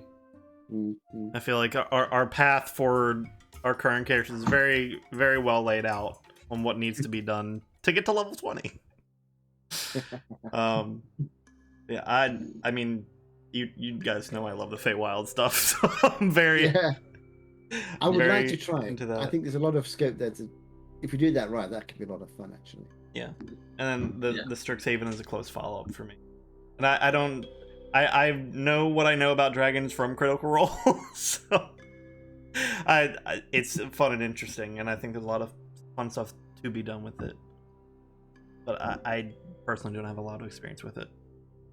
But it sounds like a good time, though. Yeah. I'm looking forward to it. All right then. Close all these tabs. Yeah, I've been doing the same. I can close Fizzband now. But yeah, September 21st for Wild Beyond the Witchlight. October 19th, I think I said, for Dragons. Fizzbond's Dragons, and then Strixhaven is November 16th. And then Tal'Dorei Reborn is somewhere at the end of the year, probably December, January type. So we're really being spoiled for D&D books coming out soon. Oh yeah. I don't remember 3 coming out in such quick succession before. Yeah. It's been a while. And they've been getting a lot of partnership, team up kind of stuff going. I feel like that's only going to grow as D&D continues to grow as a property across the internet. Yeah, absolutely. It's funny actually that D&D, because it was very big, and then it sort of just quietly faded away, and then it's rumbled along in the background. Suddenly it's exploded. Yeah. I think the internet and things like this, Zoom calls, that kind of thing, it has made it much easier. So we as a group can do D&D, which we all enjoy doing, but it'd be really hard if you had to meet up physically. It'd be impossible. Yeah. So I also think it helps that we live in a world now where the satanic panic is not so much a thing about D&D. Yeah, I don't think it ever. I mean, when we were doing it back in the sort of 80s, it wasn't really. You hear about it, like most of these things. When you look back, all the news, all the history, all that stuff is all focused on the little spikes, if you like. Like you look back at the punk era and you think punks. I've said this before, and you sort of get this picture in your head of what the punk era was like, but it wasn't. The punk era was exactly like it is now, except occasionally you see somebody with spiky hair. But you look at stuff from that era, and it all focuses on the exceptional, the unusual, and that's why you get this idea that the punk era was this. Oh my God, the music is so weird, and the punk era, you also had things like ABBA. You know, it was. It wasn't like that. And Are the same you goes. trying to tell me that ABBA is not the most punk? ABBA's so punk. Admittedly, the shoulder blades were quite pointy, but the same goes. I mean, you get all this. I mean, when Harry Potter came out, there was all this. Oh my God, they're all witches, and this. But there wasn't ever really a huge. Oh my God, D&D, it's all satanic, and we're all going to hell. No more there is now. Probably less than there is now, because at that time you didn't have the internet, so you didn't have forums for people to get together and agree with each other about how terrible it was. So Alex and I were actually talking about this kind of thing yesterday with I think we were talking about like the more extreme sides of religion, specifically Christianity based one. Like feel a lot stronger about it over here in the States because people over here are so much more loudly spoken about it than at least that's what Alex was saying, is that it's not not so loud in the UK. I think that's right, but it's also, I mean, people tend to be more polarized in opinion in America, I think, than you ever hear people say like, yeah, whatever, you know, too much effort. And also, as I say, there's a lot. I mean, America's got a lot more people, so you get how many of there are 5 times as many people in America, so therefore, you have the internet linking them all together. So if you get loud people, a lot of them, and you give them a way to link together, you're going to hear a lot of noise, you know. So, yeah, the Satanic Panic thing may have been bigger thing over here. Maybe it was, especially in like the central, the center. I mean, part of well, America. yeah. I mean, you look at the central, absolutely. But again, it Bible wouldn't Belt. have been so. It wouldn't have been so global because we didn't have the same kind of connectivity that we do now. I was going to say, I mean, it always strikes me as you look at the size of England and the size of the USA. I'm thinking England rather than Britain. And I mean, England. I think England has 45 million.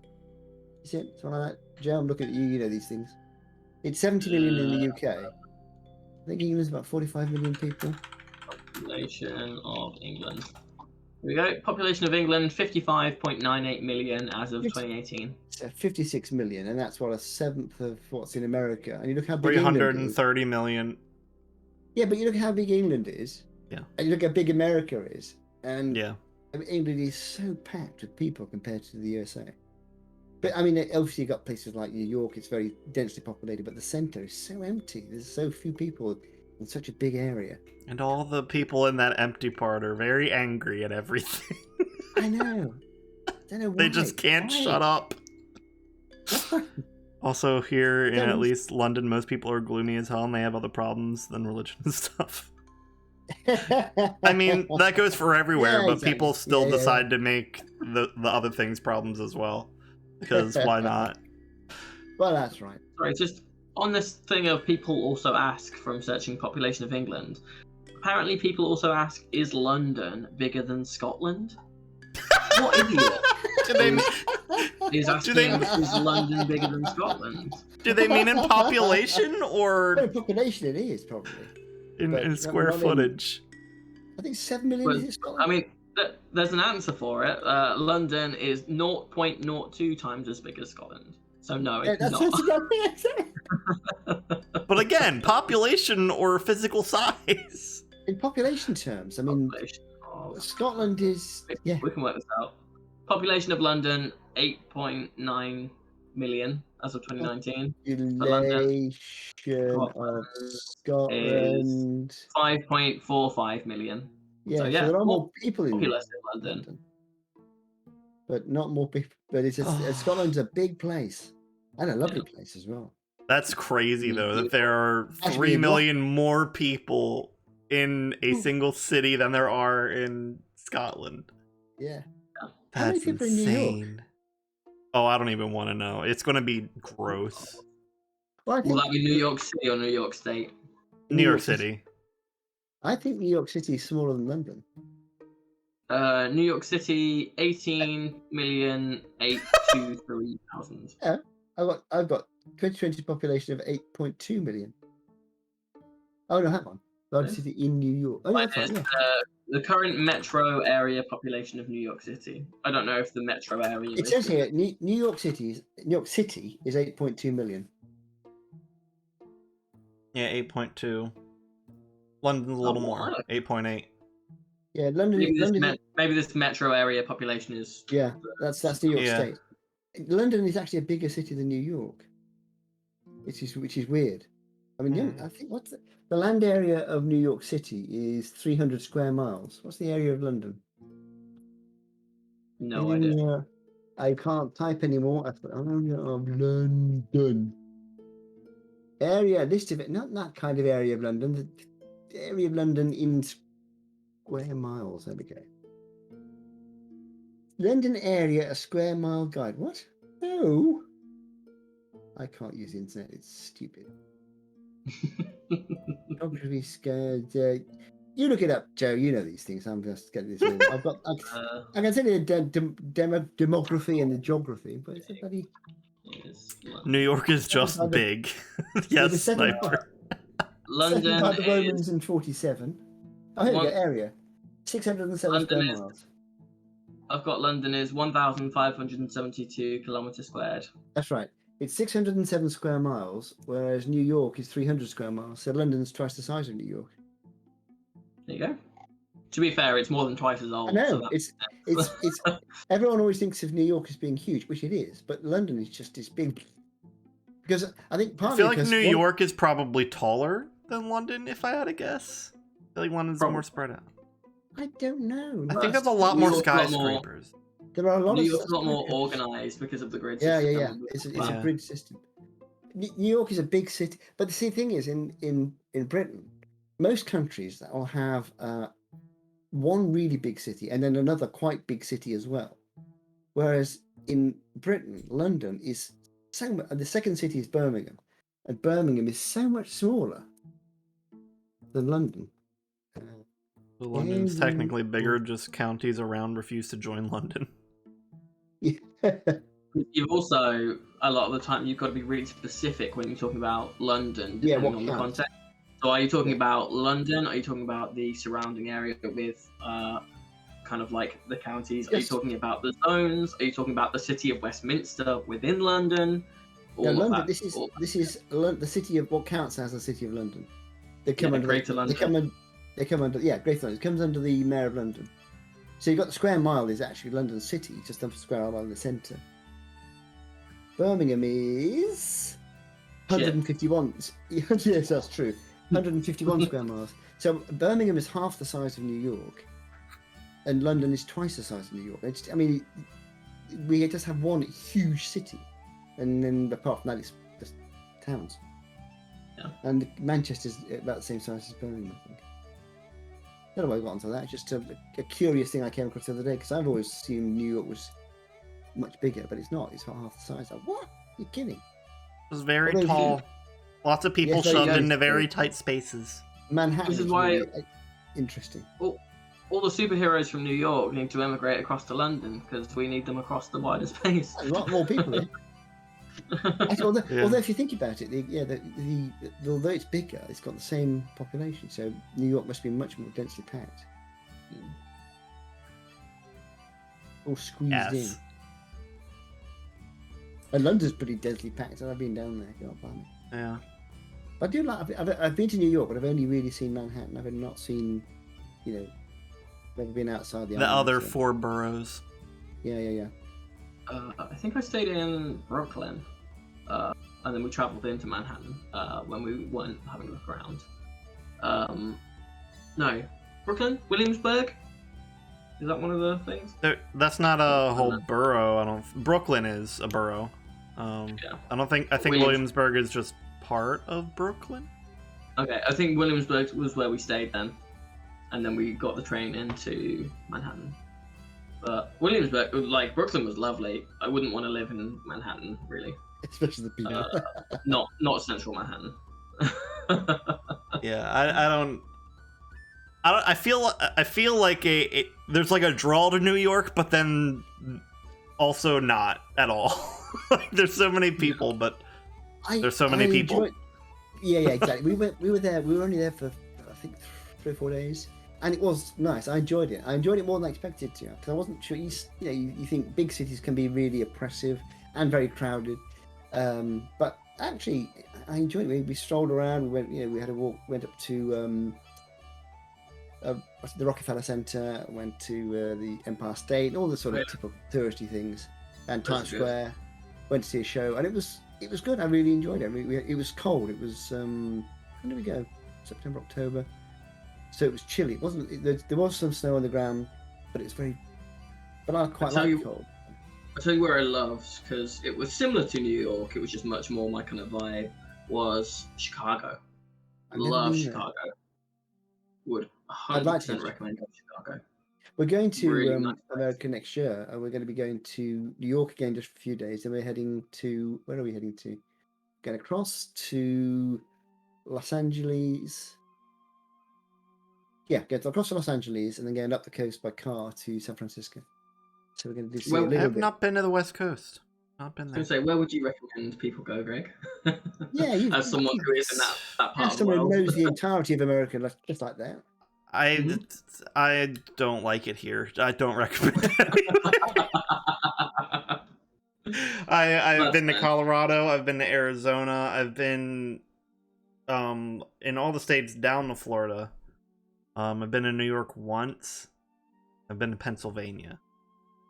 And Arizona was fun in that there's a lot of wide open space, and it's very good for nature-y kind of activities. Aside from that, I don't know. Everywhere's chaotic, and I don't like it. Well, I went to Grand Canyon. I did a day earlier, like a helicopter trip out, and that was beautiful, lovely area. I haven't seen the Grand Canyon. We were too far south. We were in Phoenix, and we didn't want to make a 4-hour drive there, and then also have to make a 4-hour drive back down. Exactly. One day. Pretty, but probably not that pretty. Yeah. We did make a 2-hour trip up to Sedona and the Red Rock mountains around there. That was really pretty. I've heard that Utah is nice for that kind of stuff, but I don't want to go to Mormon country. Well, yeah, the whole like central part of the United States is very scary. Yeah, I mean, I would be reluctant. I mean, particularly since my dear lady wife is a little darker than I am. I think we could run into some avoid the Bible Belt. Exactly. Which, if you think of that's America, the Bible Belt is like that. So just the edges, really. Yeah, it really seems like the Bible Belt has expanded in recent years, and I'm not sure what's going on there. Yeah, I don't quite. Yeah. So anyway, we're veering towards politics now. So. Yeah. Alex is going to be upset with us. Let's Yeah. But yeah, I'm looking forward to going and seeing. We've got a friend of ours. I think I mentioned this before, and you would go, "Yeah, don't know who that is." Marie Wilson was a singer in the '60s who had a couple of big hits, and she's still a singer now, but she had some she had number 1 hit kind of stuff. And she's a cousin of a friend of ours. So we're going to go over and they have a place over there. So we're going to go and visit them and say hello. And sounds cool. Then head up the coast. Hopefully see some whales if we're lucky. And the animal or the area? The air. If you don't see whales from the west coast of America, we'll need a very tall tower and a big telescope. You can drive 3 hours and go and see whales. Well, exactly. Yeah. I really, when I visited, I really enjoyed Wales. That was a nice. Yeah, the caves. Those that showcase. The caves and then the little restaurant we stopped at afterwards. Yeah. The cheesy toast was incredible. I don't remember what was it called. It was like rabbit. It was rabbit. What? Yeah, Welsh rabbit. Was it just rabbit? Rarebit. Well, rabbit. Welsh rabbit. Rarebit. Yeah. Rabbit. Yeah. It was really tasty. I do like. And that town was really quaint and cute. I liked it. Yeah. There are a lot of very quaint towns around here. We've been out to a couple of places recently, which you'd like. Typical sort of this kind of thing you see in Mary Poppins, little quaint, really black and white cottages and flowers on the outside. And very, very pretty. And there's some lovely areas like that. Yeah. My ideal living situation is a small place like that, but surrounded by a city that just never interacts with those small bits, so all the conveniences are still there, but I get the solitude of the smallness. Well, we're quite lucky because where I am is sort of near a city, but it's actually also, if I go sort of 20 minutes one way, we're in the centre of a big city, and if I go 10 minutes the other, we're in the fields, we're in the countryside. So I like where we are. It's a nice sort of very green here. Not quite the little cottage with you've seen our place. Yeah. Not quite a cottage with ivy on the outside, but it's not bad. It's okay. I like it. So we're quite lucky here. I wouldn't want to live in the middle of a big city. I think that would be very oppressive. Want to be surrounded by it, so there's still deliveries, but not in it. That's one of the things I like about Sheffield is the city centre itself is very much a city as anywhere else, but it's fairly small compared to somewhere like Birmingham or Manchester or that. And everything else is residential. But because I've always lived near to the city centre, it means that I can walk for 10 minutes. I'm at the city centre, and then everything is within like a 20-minute walk from there. Or you can go further out, and then the housings are much more affordable. Yes. Yes. So that's what I'm going to be looking at hopefully soon. But yeah, we've got the Peak District, which is a very nice, picturesque place just on the doorstep. beautiful area. Yeah. Heck yeah. We'll be heading up that way in a couple of days' time. In fact, at the beginning of our little trip up to Scotland. You guys wanna take a little early break, then come back and talk about stuff like Kids on Brooms, Call of Cthulhu, stuff like that? Yeah, love to. Let's do that. Let's do that thing. 10 minutes? Yeah, 10 minutes. 10, Yeah, 10 10 50. minutes. You guys, yeah, 10 What minutes. time do you make it? I'll make it 15:40. So 10 to. Yeah, 10 to. yeah. That's good. Grand. See you in a few minutes. Yep, see you in a second. Bye. Bye bye.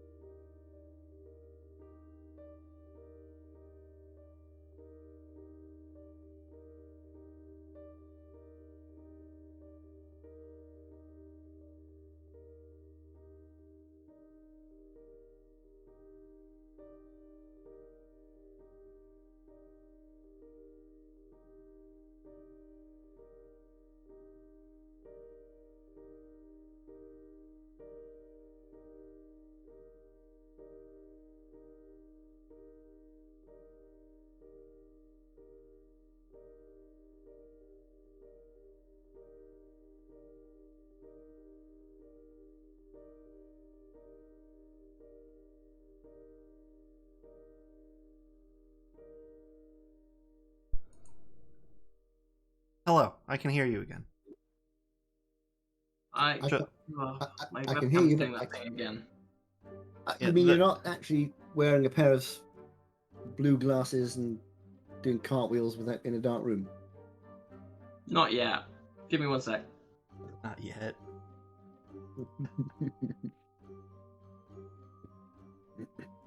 Have you ever watched Man in the High Castle? I have watched 2 seasons of it, I think. Pretty good. Yeah. Hello, welcome Yeah. back. It's something I've never seen it. I've heard of it. Apropos What, you nothing. neither seen nor heard of? No, I've heard of it, but I've never seen it. Man in the High Castle. Oh, you should ask my dad about that, because he's read the book and watched the series, and he loves it. He thinks it's great. Oh, Yeah, interesting.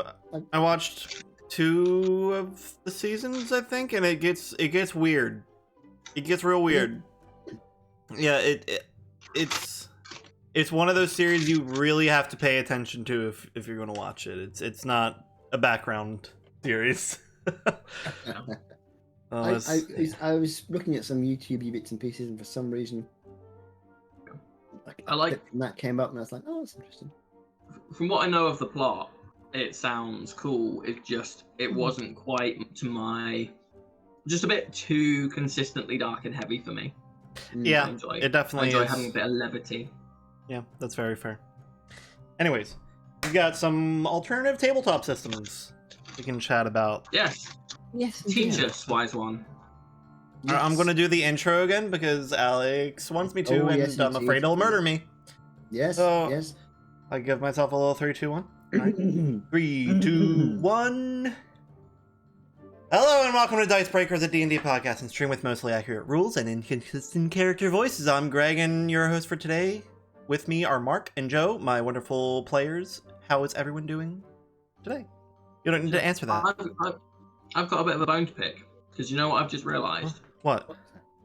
We don't have inconsistent character voices. Alex takes great pains to make sure that his voices are always pretty spot on, so they're always pretty consistent. And we don't so much have like loads of character voices. I reckon we're pretty consistent with those. I think my character voice is pretty inconsistent. Actually. Mine is as well. I think it's time to change that bit, because you guys do great with your character voices. You're gonna have to take that up with Alex. He's never going to change the intro. I was talking to him about this, and I'm like, I don't understand why this needs to be the same every single time.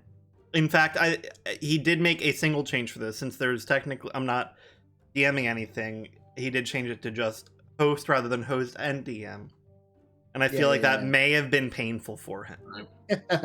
Alright, I mean, I was gonna say I do like when you have any streams, YouTube, whatever. And there's some little thread that links it all together. I mean, apart from the obvious one that it's all the same story. But you know what I mean? Something that the intros, I like intros that sort of are consistent. It sort of help. It's like putting on a comfortable pair of slippers. Yeah. Well, so I've been over with Alex what my kind of main pitch is for my campaign 3 character, but I think I'm going to have to add an inconsistent character voice just so we can keep true to the intro now. I'll just change the accent every week or as the session goes along. I mean, to be honest though, if you think about it, Greg is always doing an inconsistent character voice. Yep. Because he's inconsistent. That's true. So he can do. Maybe we should just impersonate Greg. Yeah. And that will still work. The first time I heard him say an inconsistent character voice, I really did think he was just talking about me.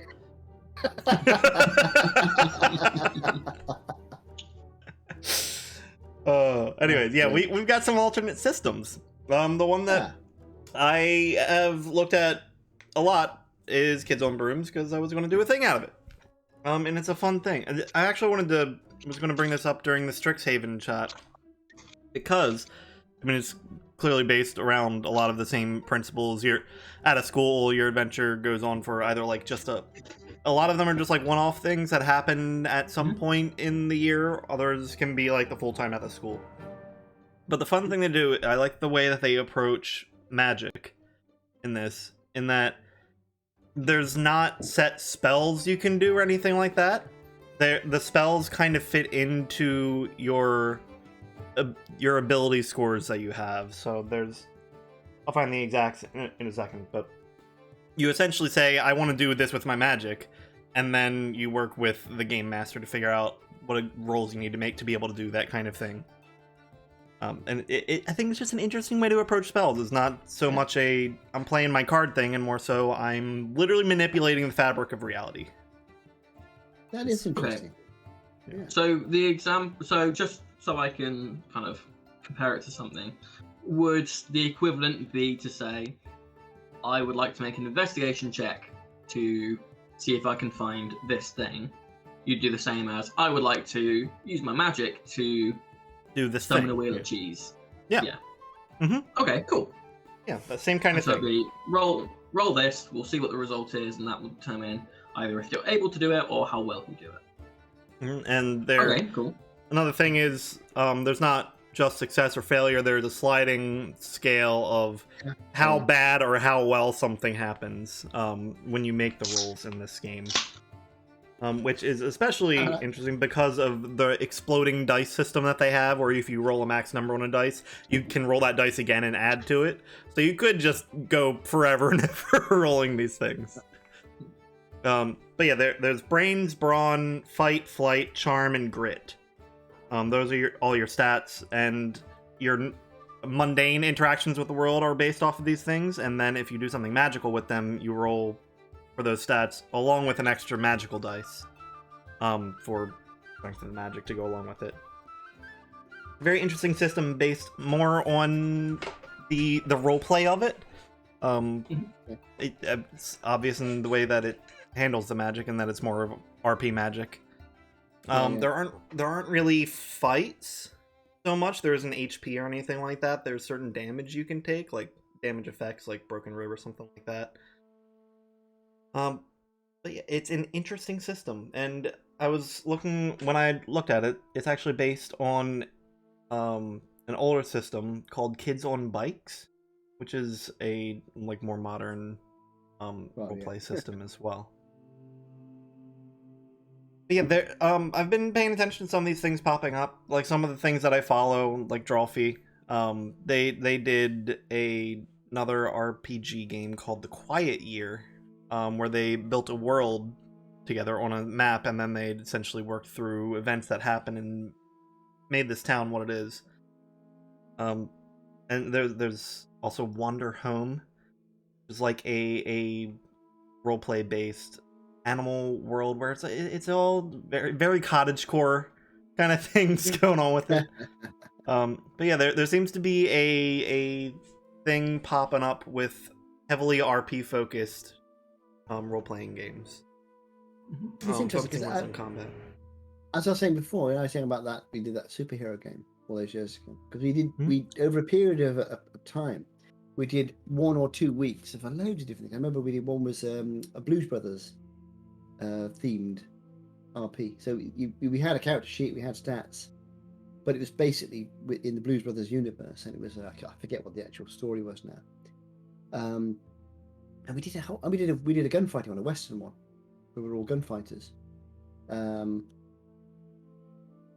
went bing. I thought it was we did a gunfighter one, and that kind of thing. So yeah, it can be fun to do those things. They can be a bit limiting sometimes, but that system sounds a bit more generic. You're going to be like for example, the superhero one we did. We only did it briefly because the problem was we couldn't work it. I think whoever was DMing it, I think it was Chris, my friend Chris, at the time, couldn't work out because everybody's powers were so different. It wasn't there was no how can I put it? There's no structure to balance the powers of the different people. It made it very difficult for him to create the bad guys and create the story. So we found with the same problem with quite a few of them, like Blues Brothers one again. It was a fun idea. Setting it all up was great fun. When we actually started trying to get to play it, it was actually quite difficult to play. But that one, I like the idea of this sort of magic is just magic, and you try and do whatever you want to try and do, and depending how good you are, it'll either succeed or fail. If it fails, you turn into a wheel of cheese. I mean, I think of Harry Potter when what's it, Seamus Sick? He's blowing himself up, that kind of thing.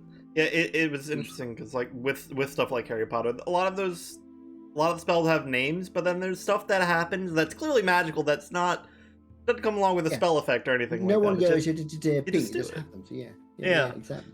And I think that's kind of where they took it. I do like the idea of the Kids on Broomsticks thing being very, it incentivizes and rewards creative play.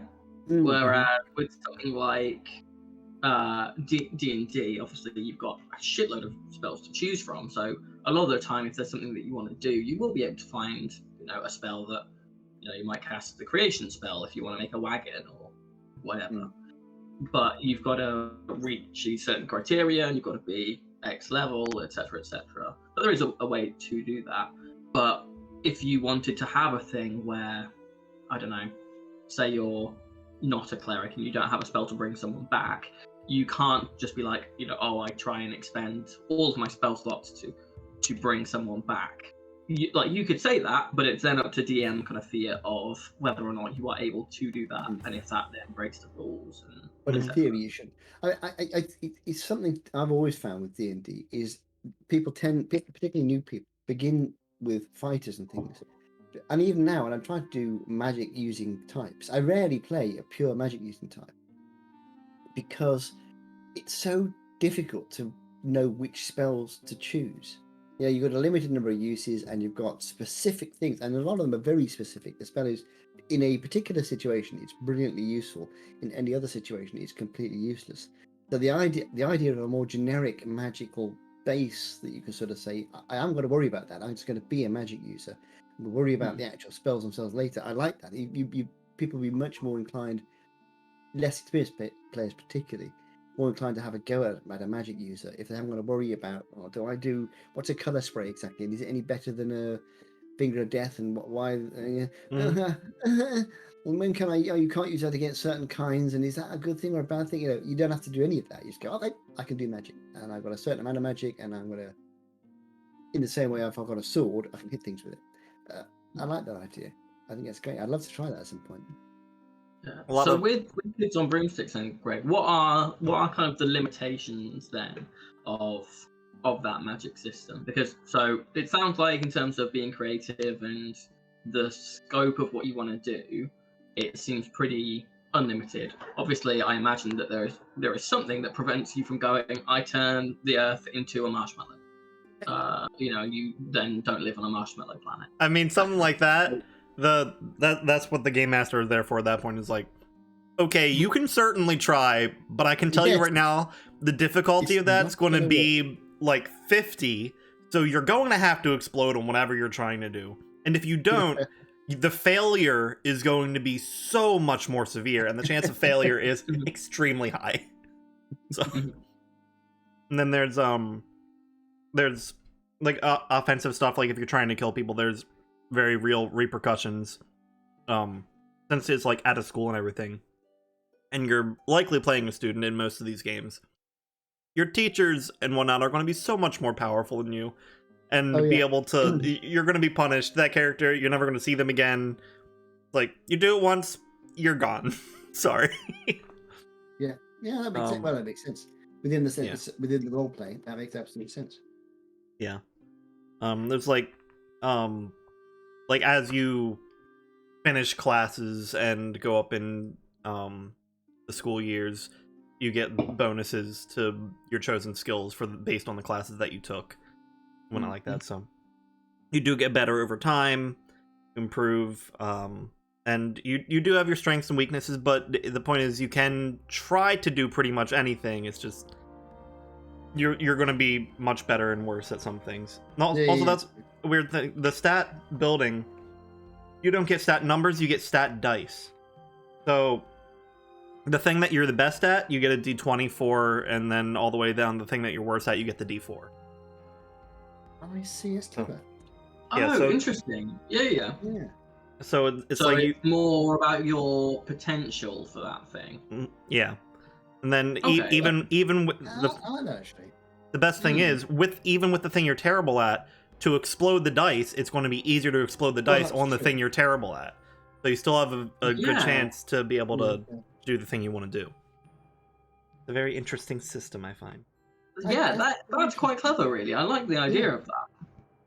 Then the other thing that's really big with these more modern systems, like Wander Home, The Quiet Year, and Kids on Bikes or Brooms, it's very focused on all the players are just as much a part of the building the world as the game master, and the game master takes less of a significant role in the actual world building itself, since it's all very collaborative effort. So that was something I was wanting to kind of ask about with this section. So because my tabletop experience is pretty much D&D. Yeah. So how does that differ in terms of if there's an example or a scenario, what is it that makes the game more collaborative than something like D&D? It's probably something you could do with D&D. It's just in the what is this called? I guess it's just the rule book or something. They go through, the first thing you do is world building, and it's questions that you and your players have to answer. So it's like, oh, our school is called this. It's located in this area of the real world or fantasy world, wherever we want to do. Create the headmaster of the school, favorite magical pastimes, notable landmark. So you're basically building the world, and then the DM will take the place of like telling you what you need to roll to be able to do the things you want to do. The other people that you help create during the world creation process. So it's more acting like a referee for the whole game that you all collaboratively have built. And it's also like that to make sure that it's like a safe space for all the players as well. Like there's rules on, hey, how real in terms of like bigotry and racism and all that stuff is this world going to be? Is like going to be very close to the real world or not at all? And then there's also options to like work together to build each of the characters, so you know who everyone is going in. It's all interesting. There's like tropes that you can focus on. So again, so those tropes, is that again in terms of the role play, or is that kind of like a class mechanic? They're kind of like class mechanics. So let me look in the back here. There's built-in ones that are not, you don't necessarily need to do. They're just recommendations that you can work with. There's like, they're not necessarily classes, just character builds, since there's not really classes. There's the aloof teacher, whose best trait is flight. Worst trait, fight. So it's, don't really want to get into conflict, but I know how to get away from it if I want to. And then the bullhead muscles, D20 is brawn. Charismatic slacker, whose D20 is charm, stuff like that. Then there's strengths and flaws, which inform the roleplay, and then questions that you can answer to help also inform that roleplay. I'm picturing a very Breakfast Club type game from this. Yeah, just from that. It is very much that. The tropes are strong if you want them to be. Because of the way that these skills, strengths, and flaws are built. Yeah. And so this has gained a fair amount of, people have come to find out a bit more about this recently, in large part due to Roll20, I believe. Dimension 20. Dimension 20, yeah. Yeah, the Misfits and Magic. They had a four episode series that went very well.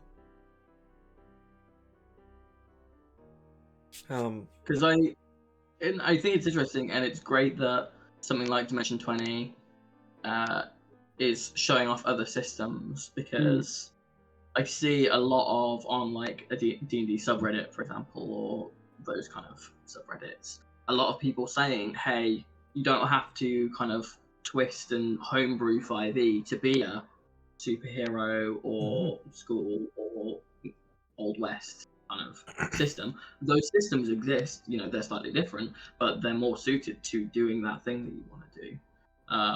I think it's great to kind of have a look out at that. If I thought I could get more games together and have more time to play them, I would branch out to a bunch. I would like to take a look at a bunch of different systems.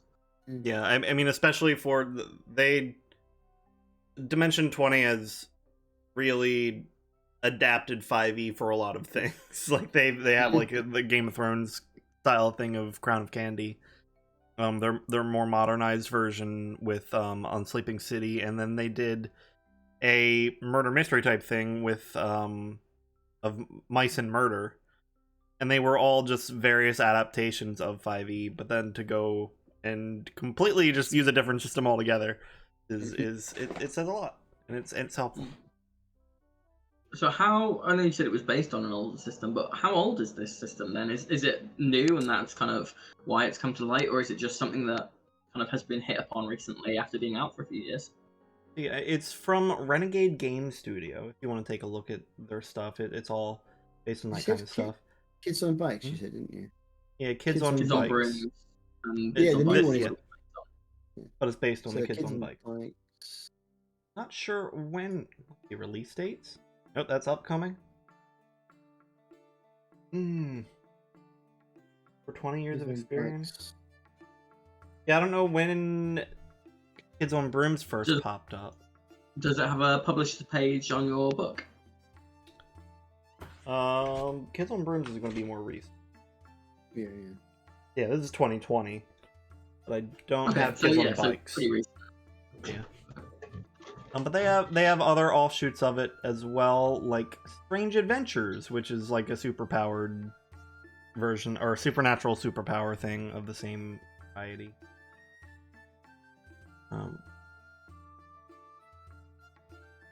Yeah, go supernatural.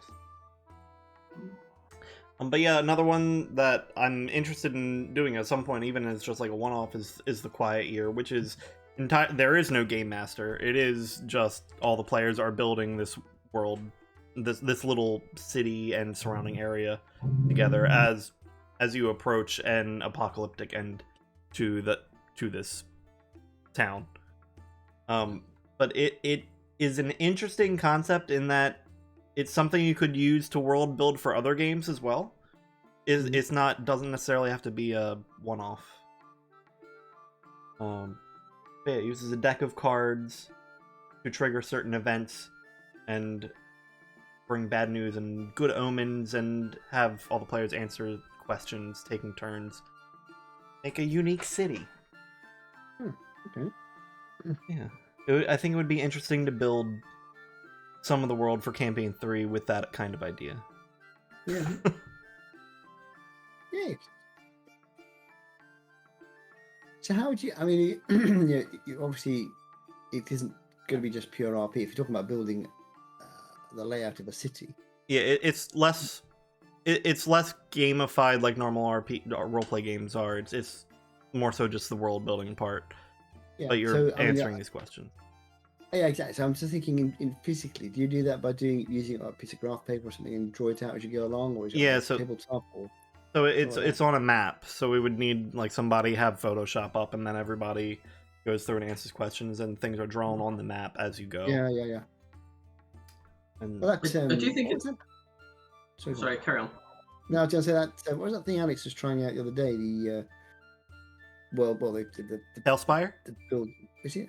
He was in that. He was building a building just to try it out. It was like a construction thing. Yeah. That might work for that kind of thing. Well, it's an interesting direction that it seems like some of the other systems are going in what you said about kind of it being less gamified, Greg, because something like 5e, for example, translates to video game and that kind of gaming mentality pretty well. You've got Celeste the Crown of the Magister has released recently. That's purely based on the 5e license.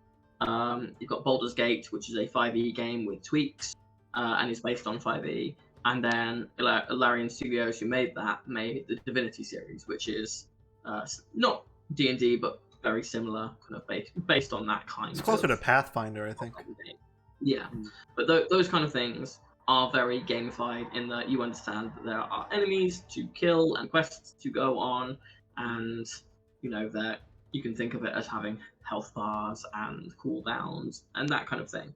Whereas something like Kids on Brooms, and especially what you said there about the Quiet Year, it's much more grey in terms of the gaming aspect of it, because obviously, you know, it's a game that you play with friends, and presumably there is some kind of, you will feel like you have won or lost at the end, depending on how it's gone. You know, if you do that and you get a bunch of like the bad stuff that happens and you aren't able to build your way out of it or do what you want to do with the city, then you might feel like you've lost. But it's not that you have like failed a quest. Yeah. Or something like that. I just think that's a really interesting idea to explore in terms of something in a role-playing game, because people do invest so much of themselves into those kind of games. Yeah. It definitely relies heavily on a group that has that shared interest in keeping that kind of improv and roleplay stuff going and gets that invested. I can see why it may not appeal to a lot of people, but I don't know. I think it would really help in world building and make everybody feel a little more attached to what is happening in game with things like that. Feels more personal when you've had a part in creating it.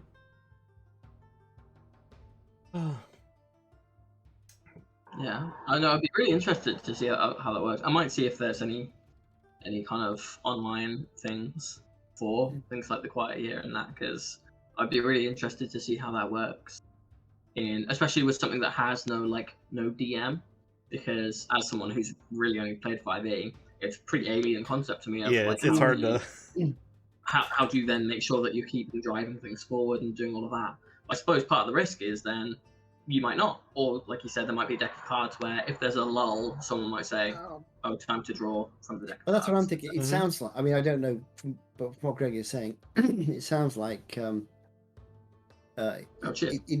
is still you've still got a progression, and the card deck is being the DM sort of, except it's a random event generator rather than having somebody who is consciously driving or controlling and moving things in a particular way. It's more just sort of keeps things moving because there's time moving forward, and the deck of cards is the ticking of the clock almost.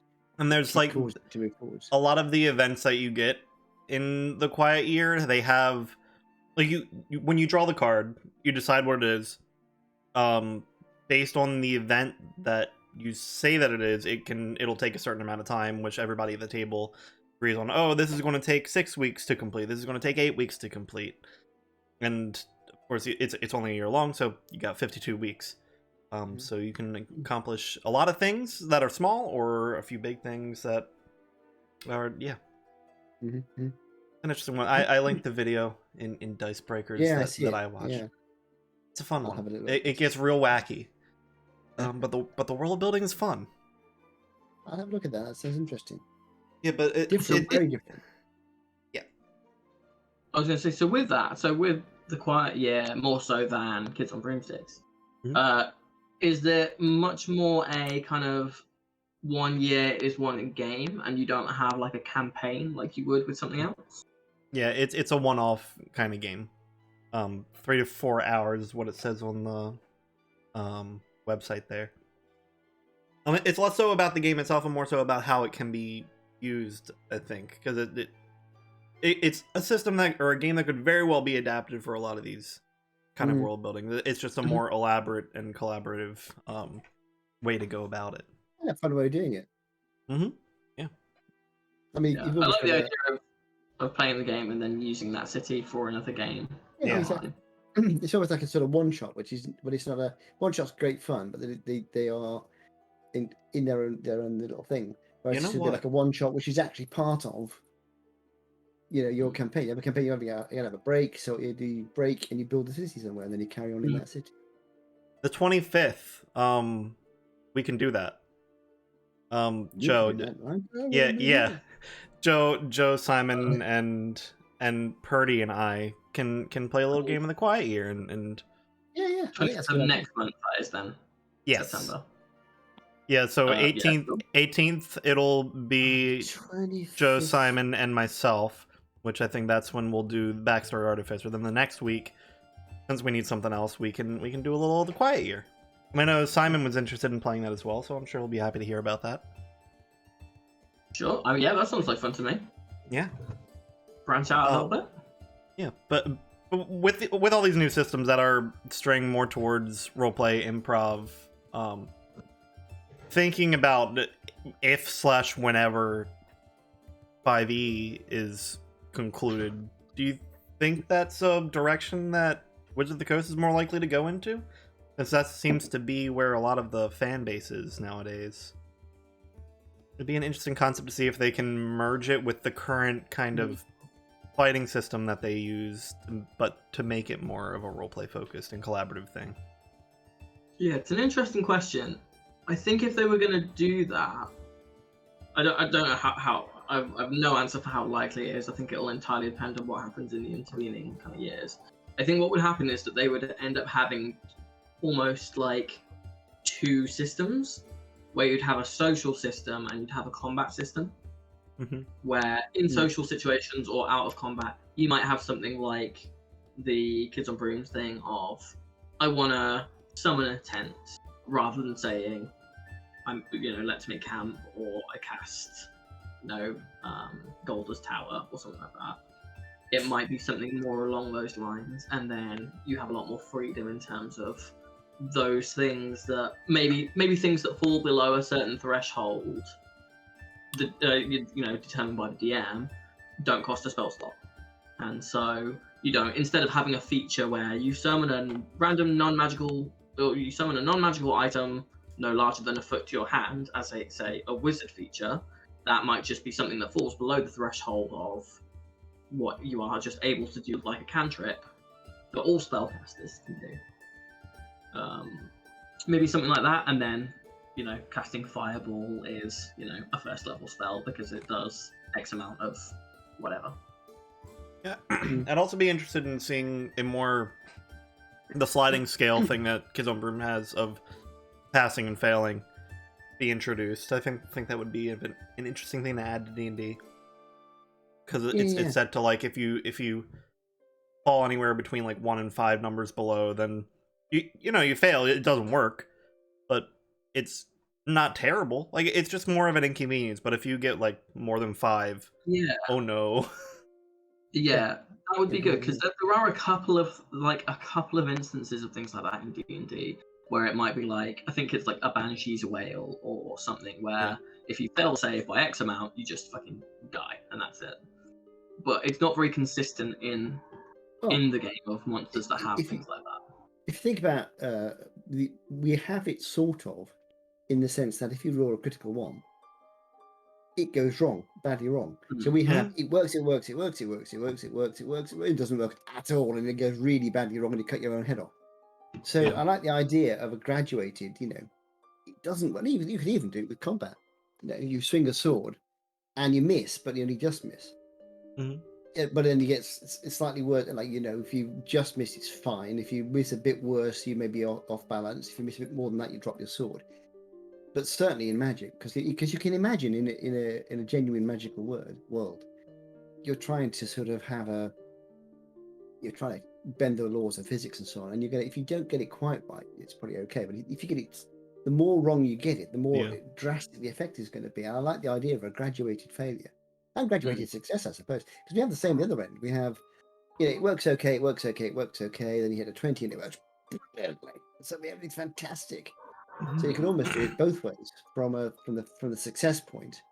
That's a good one. That's a very good one. That's a fantastic one. That's a good one. That's not a very good one. That's a terrible one. Oh dear. Yeah, and that I feel like the dice system itself, with the exploding and the dice being related to what you're good at and bad at, I feel like that's something that could be expanded on a little more for D&D.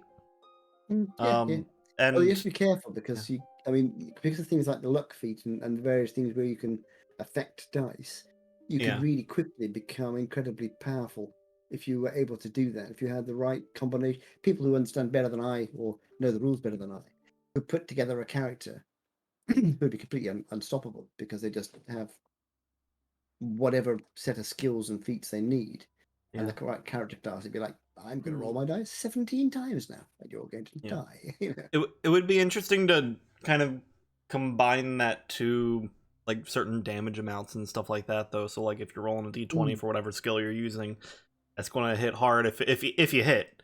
Yeah. I like that. Yeah. Stuff like that. Yeah. Things like that, that's good.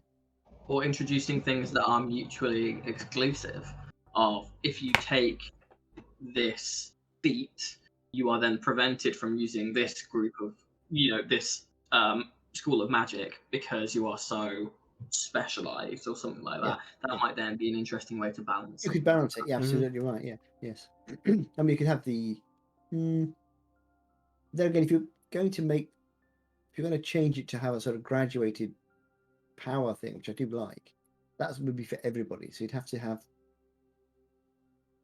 Yeah, you couldn't say that this class of magic user has a graduated effect and this class doesn't. No, you're right. That would have to be system wide, I think. And if it is system wide, you've then got, if you can have luck, if anybody can have luck, it's going to affect. You could do it in terms of the way in which you run the game, in terms of like skill challenges. True. I mean, you could just say, but yeah, you could say that you can't use luck on that particular kind of roll. So you could. I mean, you'd only take some thought. I'm sure you could do it. So that's actually another thing with kids on brooms is they don't have luck, but they have these things. I can't remember exactly what the token is called, but they give you little tokens that are essentially a point that you can add to any given roll.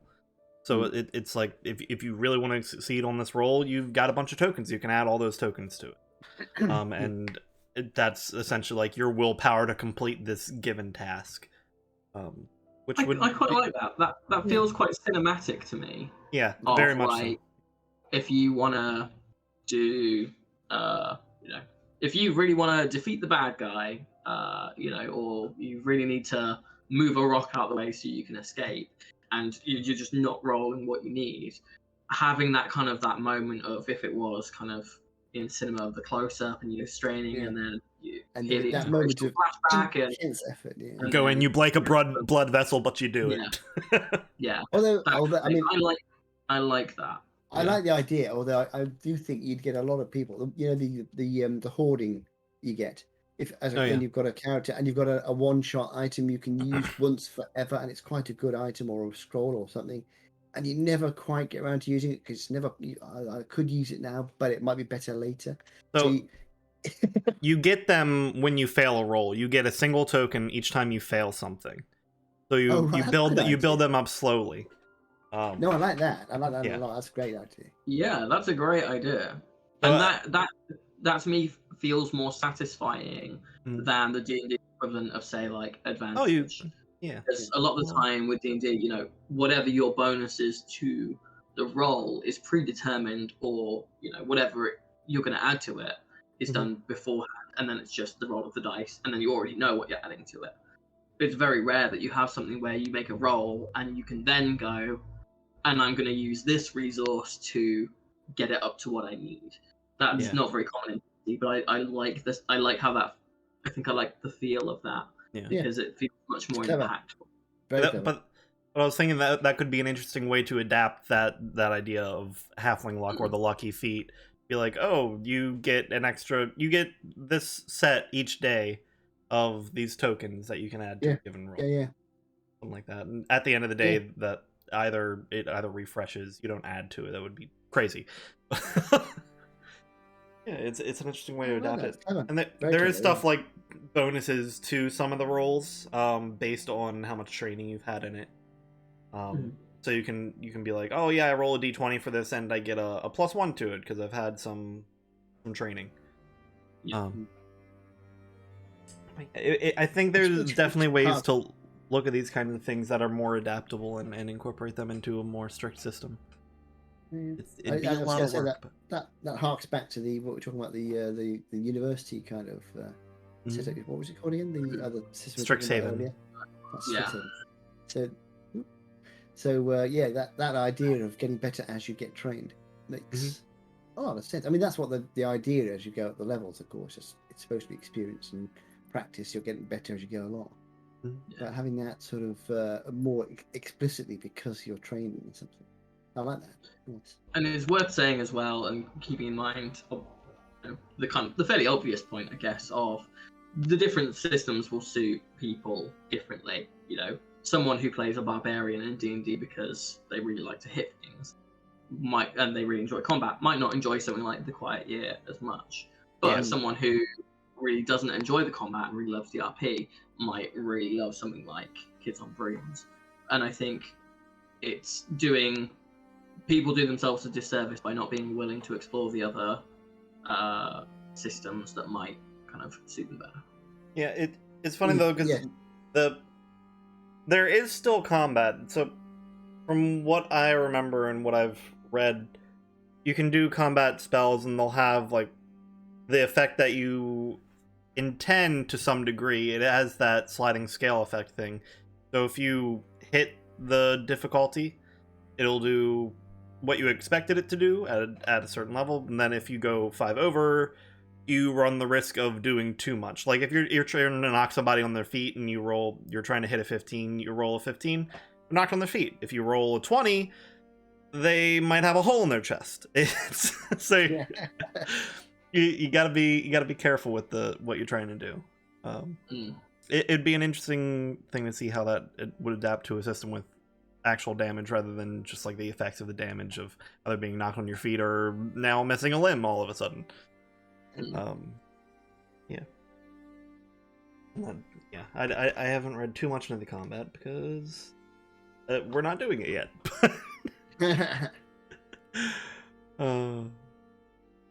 That's. No, it sounds like a great idea for a basis for the game, and that kind of magic system that we've talked about a bit sounds so creative, and really able to let people differentiate the characters from each other as well in something that doesn't have a class. Mm-hmm. Yeah, it's more roleplay character customization rather than classes themselves.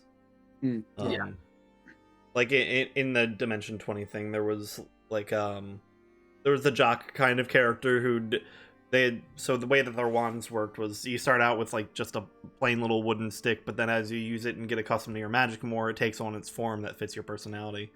Like the jock had one that turned into like a leather wrapping with like a little basketball at the end of the wand.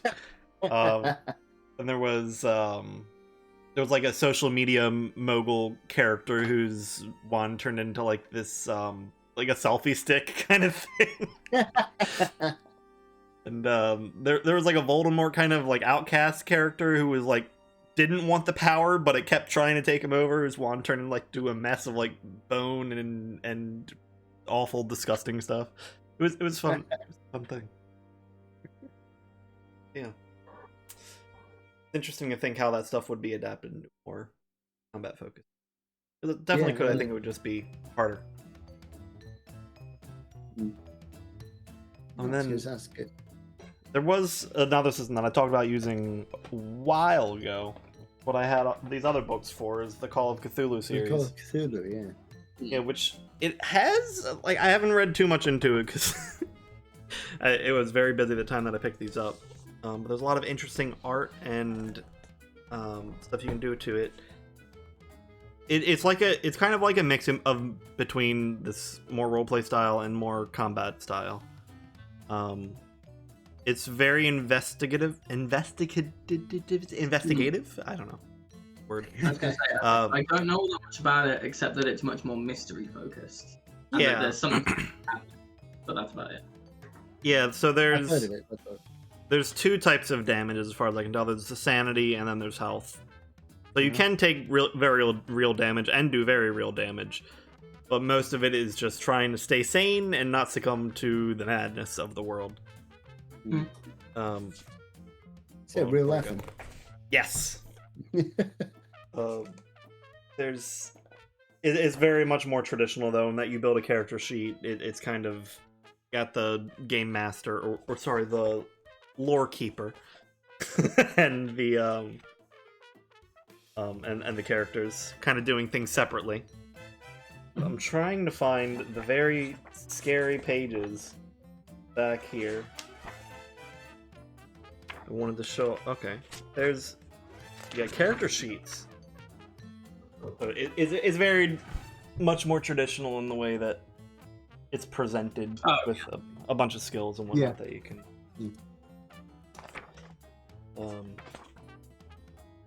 interested in running this at some point, but it's hard to figure out. Online, it feels difficult because it's one of those games where you want very physical, puzzly things for people to interact with. It's hard to set that atmosphere quite correctly online. But yeah, those are some of the systems I've looked at and have been interested This in. is what it used to be like in the old days. Okay? This is my monster manual. Photocopied and stuck in the pot. It's great. Have you guys seen any other systems? Or Displacer whatnot that Beast. Armor class 4. 15-foot range. 68 attack. Surprisingly, they don't use that very often. I was trying to find what you just said reminded me of the character sheets when we did Rollmaster. We had different character sheets. I should think, where's that? For your question, Greg, I've not really seen many other tabletop systems that I've kind of fancied using. A friend of mine has spoken about they took part in a game that was totally systemless. That just baffled me. So I'd be interested to kind of look into Gurks? That. I think that's Gurks, isn't it? I'm not sure. I don't remember the name. So that would be something I'd like to look into because it's just a totally foreign concept to me. I've had very brief things about kind of Call of Cthulhu and the Kids on Brooms. Kids on Brooms, I'm aware of the kind of Dimension 20 thing. The only other one that I tried was a friend ran a one-shot, which was the Star Wars 5e. It was like a Star Wars, and that was quite fun. And I enjoyed that. But I did see that recently, I think, was very successfully kickstarted the Avatar: The Last Airbender tabletop RPG. Which also takes after these kind of more RPG-focused things. And I feel like the idea of bending the elements would fit really well with the Kids on Brooms system. Oh, yeah.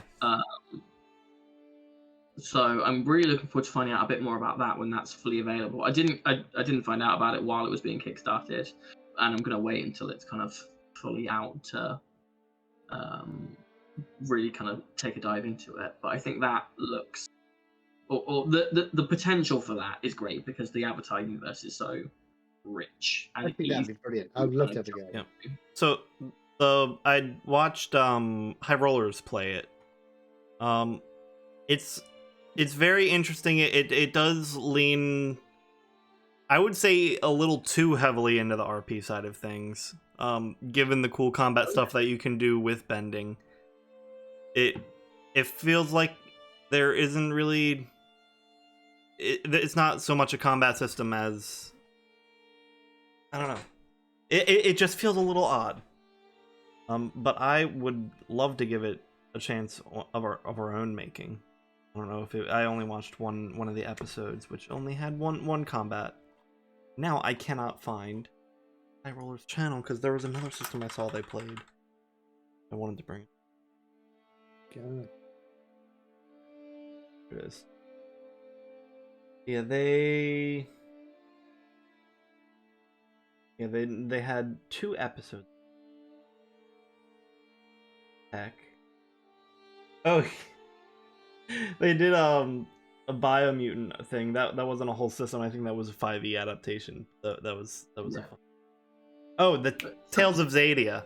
That's what it was. The Dragon Prince. Yeah, that series or that tabletop system seems very fun. Oh, I didn't even realize there was one for that. No, that sounds like cool. That's a really good series to base one off. I'd be really interested to try something like the superhero one that Mark was talking about. Yeah. I really enjoy the idea of you pick a power and comes with a weakness. In something in like the My Hero Academia style thing, where combine it with that would be a really good adaptation for the Kids on Bikes things as well. I think. Yeah. If there was a more combat-y system, I don't know. So maybe you have a quirk where like. What is it? The one guy has is where naval laser. He can. Is that the one you were thinking of? But he gets a stomachache and does it too much. Something like that, I think is great. Or maybe you can read minds, but you only get every like 3rd word or something like that. Yeah, Oh, it's a good one. I think the Tales of Xadia's. There's characters in an anime called, I think it's Fairy Tail, where they're very powerful wizards and they can kick with fire and shadow and stuff. They all universally get really bad motion sickness. Stuff like that is really funny to me. That would work really well for something like that, I feel. Yeah. There's some fun system out there. This Tales of Xadia system seems interesting. I'll link it to you.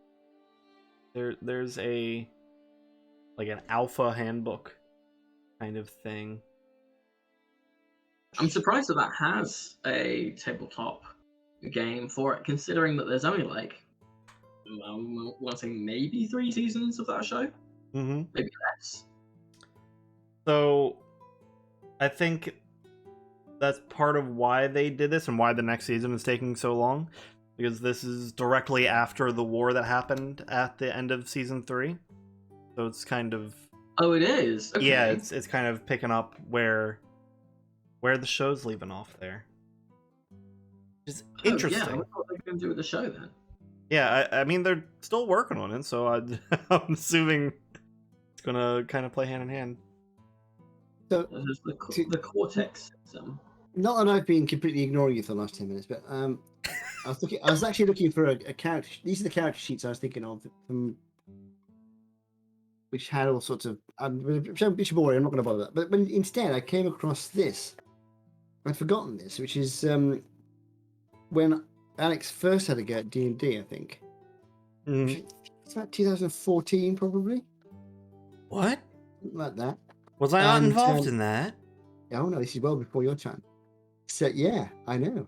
So this here, I vaguely remember this. So Alex, Simon Simon's on here, but Joe might remember. So it was Alex, Sam, Henry, Simon, John, and Casey. I don't remember who Casey was. Casey was the American guy from Sixth Form. So you talked another American. Another American. That's right. He lived in the UK, I think, for most of his life, but he's a Californian. He actually works out in Washington now on the Hill, doing a lot of stuff with the Democratic Party, doing really well for himself. There you go. But so these are the characters, or the character backgrounds for the characters they put together. I was DMing it, and I reading through them. They've got like a timeline for each character of what they were like and so on. And I remember the premise of the story. So Alexis says, as Ebola spreads, he was put in one of the higher classes. He was kept inside the walls due to his family and never given the top cure and was kicked out and became a top engineer. It was based on a world where there's a pandemic and only the rich could afford the cure. And they lived in walled areas. Too real, Mark. No, exactly. I completely forgot to say that. So is this a Simpsons episode? I actually typed up the character sheet on the PC in those days. Oh my, that's beautiful. Yeah, so his character was called. It's just called Alex. I think they used their own names. It was what would they be like in that sort of?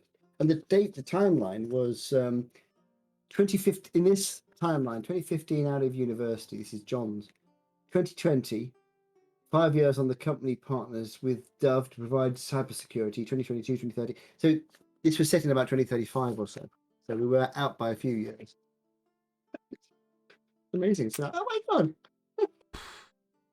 I've also found the character sheet for one of my favourite characters, which was Simon de Montfort Smith-Smythe, known as Monty. Of course. I played him.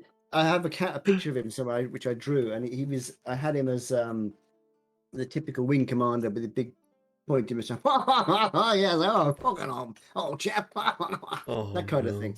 That was Monty. He may make an appearance again. The character names I've used, apart from Tav, so far, have all been from old characters I had years ago. Tav wasn't. That was a new one. But I just found there's one here called Donna Kebab. Her name is Donna Kebab. So yeah, I've got a few characters like that still in.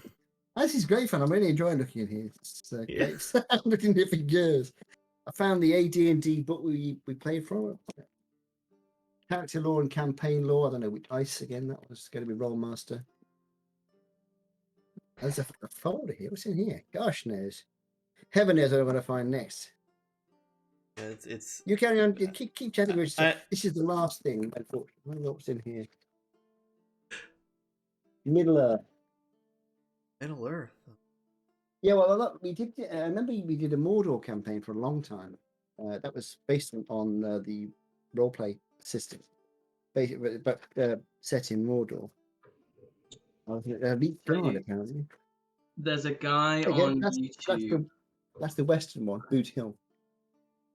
There's a guy on YouTube called XP to Level 3 who makes a lot of Dungeons and Dragons videos. But he's just finished a great 3-part series of what if the Lord of the Rings was a D&D campaign.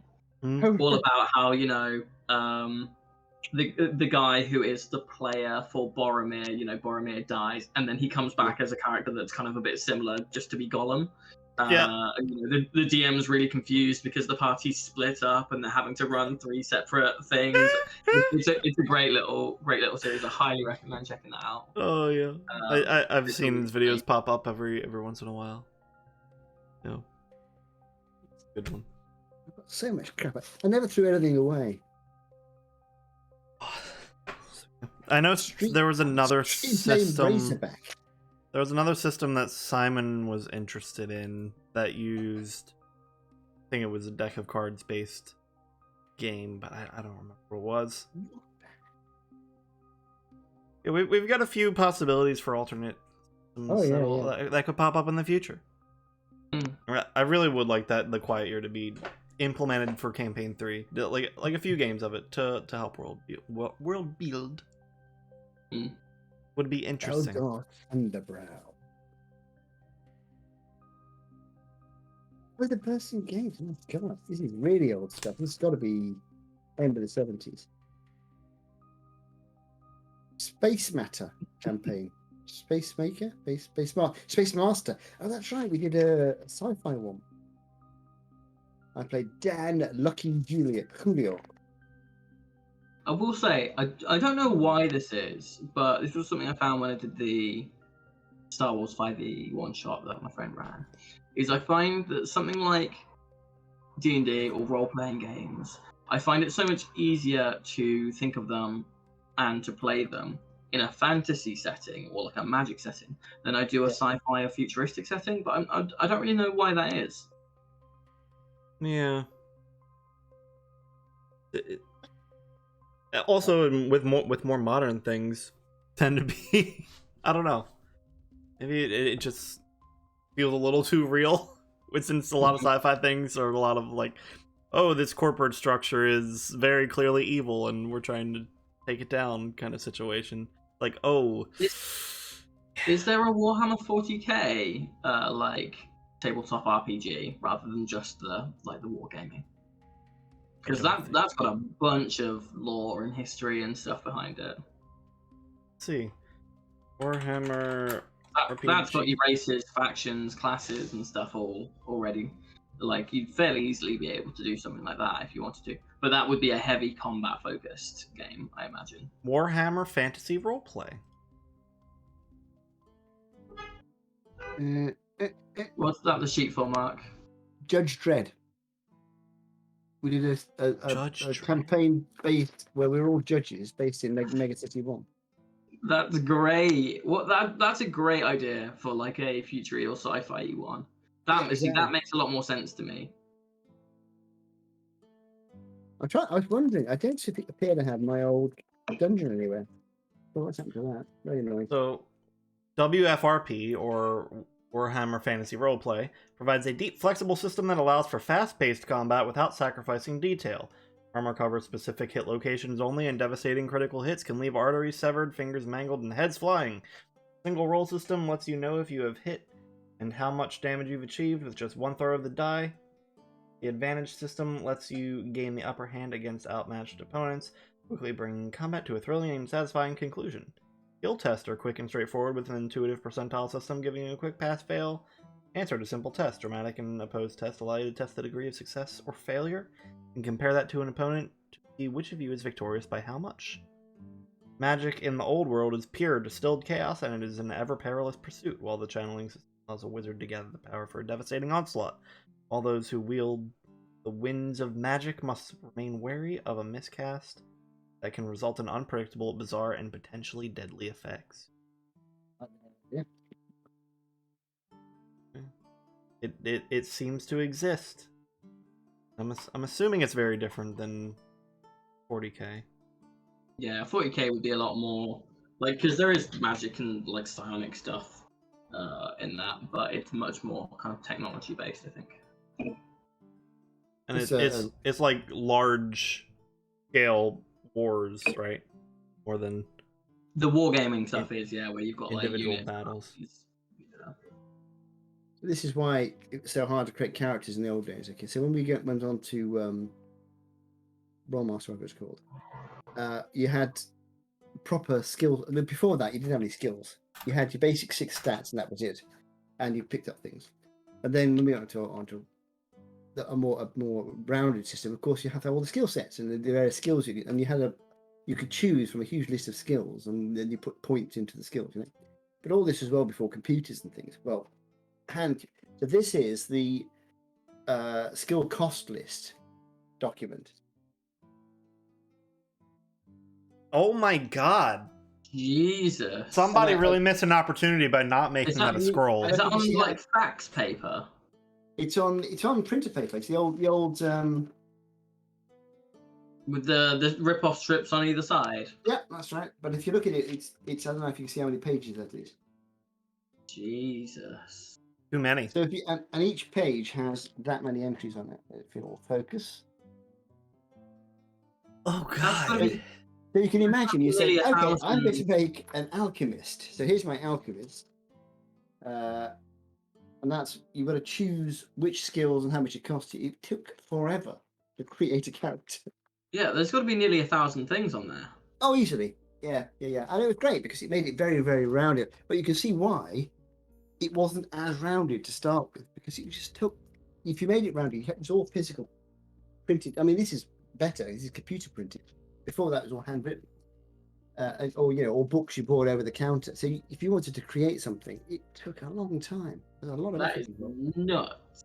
Makes you grateful for stuff like D&D Beyond and stuff. Oh, when we restarted, because obviously I hadn't played it for donkey years, and we started with, and we had D&D Beyond. It's like, wow, this is great. You go click, half a dozen clicks, ding, sorted, and you can spend much more time working out what the character's like and backstory. Yeah. You're not spending half an hour trying to work out how good he's at fletching, you know. So it is so much easier to, and I think that's one reason we're a resurgence now. Absolutely. It's made it a lot more accessible. It's so much easier to use. Yeah, I can honestly say if you still had to go through things like that, I just don't think people would be playing it anymore. Especially not online. Not in the same way. No, yeah, that's right. Like if everybody had to have their own player's handbook and whatnot.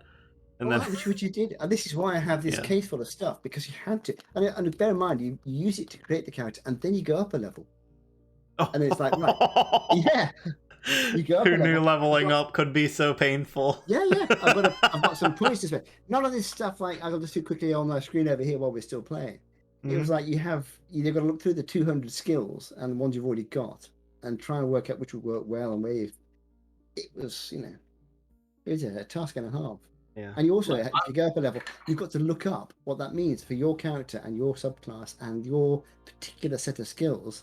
Yeah. You've got to work out what's that done to my hit points, what's that done to my, you doesn't just go bang and do it for you. It was a laugh. I like making characters. If I had to do that, I just wouldn't be worth the effort for me. Exactly. Meanwhile, on D&D Beyond, I have like 30 unused characters. Yeah. What you can imagine. I've got an app as well that works similarly in terms of the character sheet. Like, I don't remember the last time I physically filled out a character sheet. Oh yeah, I never have. When I started playing D&D Bound was here, so I don't have that experience. I've still got sheets. What you would have to do if you're going to create characters, obviously you need to physically roll dice. No, you only had to. You want to get a reasonable set of rolls. So I've got sheets in there of handwritten sheets where I've just rolled. I think we're using percentile, 6 percentile, and No, so no, 60. So six times 3d6, so 18 points max. And then if you get an 18, you get roll a percentile, and the percentile goes with it. So you get an 1855 or something, and you got to like it's almost like a critical, but in stat. So you roll 6 sets of 3 dice, and you write them down. Then you roll some more. You roll some more, and I've got sheets there where sets of 6 numbers. Where I just kept rolling dice, and then you look down the margins and go, "That's a nice set of numbers." There's a couple of good ones in there, and they got an 18 in there. So I roll my percentile dice, and if I get 1800, you get an extra fantastically good at that skill. But it takes ages, so I've got sheets full of stuff ready to go in case I want another character. I can just go, "I'll take that set of numbers." Oh God, that sounds horrendous. And that's just rolling the dice. That's just doing the basic 6 stats. I remember sitting at the dining table just for half an hour, just rolling dice. Who created that system where they were like, "Yeah, people will like this. This is what people want to do." It works. I'm sure it does. You've got to think at the time there was nothing to compare it to. You do that or you don't do it. It's not like you had a choice of going on a computer going click. Isn't it interesting that over time the game has become simpler? Yeah. Rather than starting simple and getting more complicated. Well, I think it's more complex in the sense that the game itself is much more flexible, there's a lot more in it. But actually using it has become far simpler because it's a perfect thing for computers to mess about. It's numbers, and it's manipulation of numbers and on the screen. So it's perfect for a computer to do. So yeah, but it was fun. It was you get your 6 figures, but then you've got to think I've got 6. Numbers here. What character class am I going to give? Those numbers don't really work. So I need 2 good ones. But I can. Oh, that might be okay for. I was trying to think earlier on. I was saying I couldn't think of wizards and sorcerers. It was called magic user. So you had magic user as one of the classes. So you had clerics, which were the kind who had magic from the gods, and magic users who were what we now have as like wizards, sorcerers, that kind of thing. But then you have to flap around in the books and say what are the top stats for this class or subclass. There aren't really many subclasses, so it was you spend a whole evening trying to just get the basics of a character sorted out. Yeah, we do the same thing now. It's just now we can just type in and find exactly what we're looking for. Well, yeah. Now at the end of the evening, we have the backstory, we have the family, we have the friends, we know exactly what they look like. We'd spend a whole evening at the end of which say, "Okay, I've got a magic user. What's his name? Oh, I haven't got a name yet." Oh boy. I looked up while we were chatting. I looked up the more popular RPGs that people are playing nowadays. Oh, yeah. I wanted to see if we've heard of any of these. The top 2, of course, D&D 5e, and then following it, Call of Cthulhu 7th edition. But after that, Blades in the Dark. I have not heard of before. And it is a criminal-focused, more modern criminal-focused RPG. So there's a bunch of different criminal character archetypes that you create like a party for, like you're creating like a bank heist team sort of situation. It says a crew of daring scoundrels. Yeah, it does. There's systems for like planning the activities, non-combat interaction, combat interactions, etc. But then it also it does incorporate stuff like magical powers, dark entities, and all that kind of supernatural stuff as well. So sounds like an interesting one. Yeah. Following right after that is the Warhammer Fantasy Roleplay thing that we were just talking about. And then, like, it looks like it's called Deadlands, which I think I have heard of. I think I've heard it somewhere. Deadlands Savage World, which is a, like, cowboy RPG thing with some modernized and supernatural elements included. There's like weird machinery and whatnot thrown into it. Yes. I think Critical Role actually did something with. I think they did. Now I need to know. Hold on. They have done a bunch of other system one shots for. Yeah, Undeadwood was that. Yeah. And then there's Paranoia.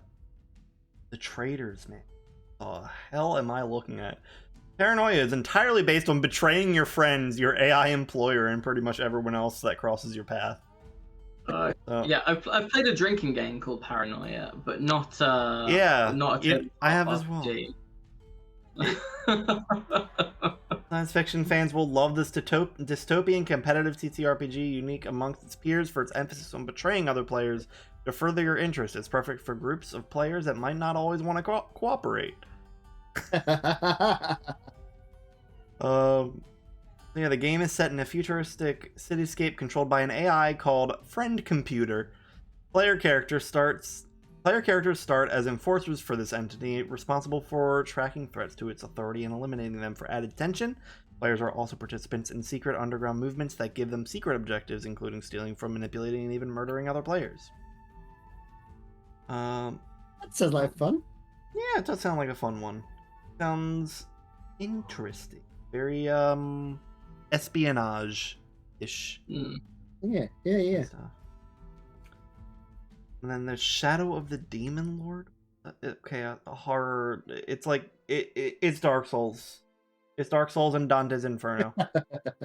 The TTRPG. And Legend of the. Thought. Here's a question in general, right?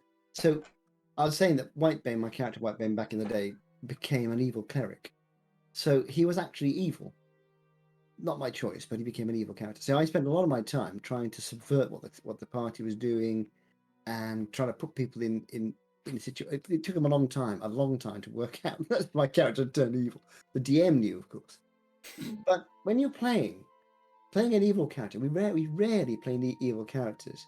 You're playing neutrals, and maybe you have somebody who's a bit selfish, or that. Like I had Whitebane. I mean, he was a warlock, and he's still just a little bit selfish and a little bit self-centered. It's not often. Joe, you've played lots of games and things. Do you ever play a truly evil character who's trying to get his party killed? I ran an evil one-shot once for the group that I DM for on Fridays, and I'd looked some stuff up before, because there's a fair few kind of cautionary tales that people say about running like an evil game, because a lot of the time people want to play an evil character, but the thing then is, how do you then make a cohesive party out of that? So I essentially did it and incentivized them not to fuck around with each other, in the thing of, if you don't all survive, or if you kill each other, then you don't get the reward for assassinating the king, I think it was. And you could do it Suicide Squad style of, you'll die if you kill someone else, that kind of, your head will blow up.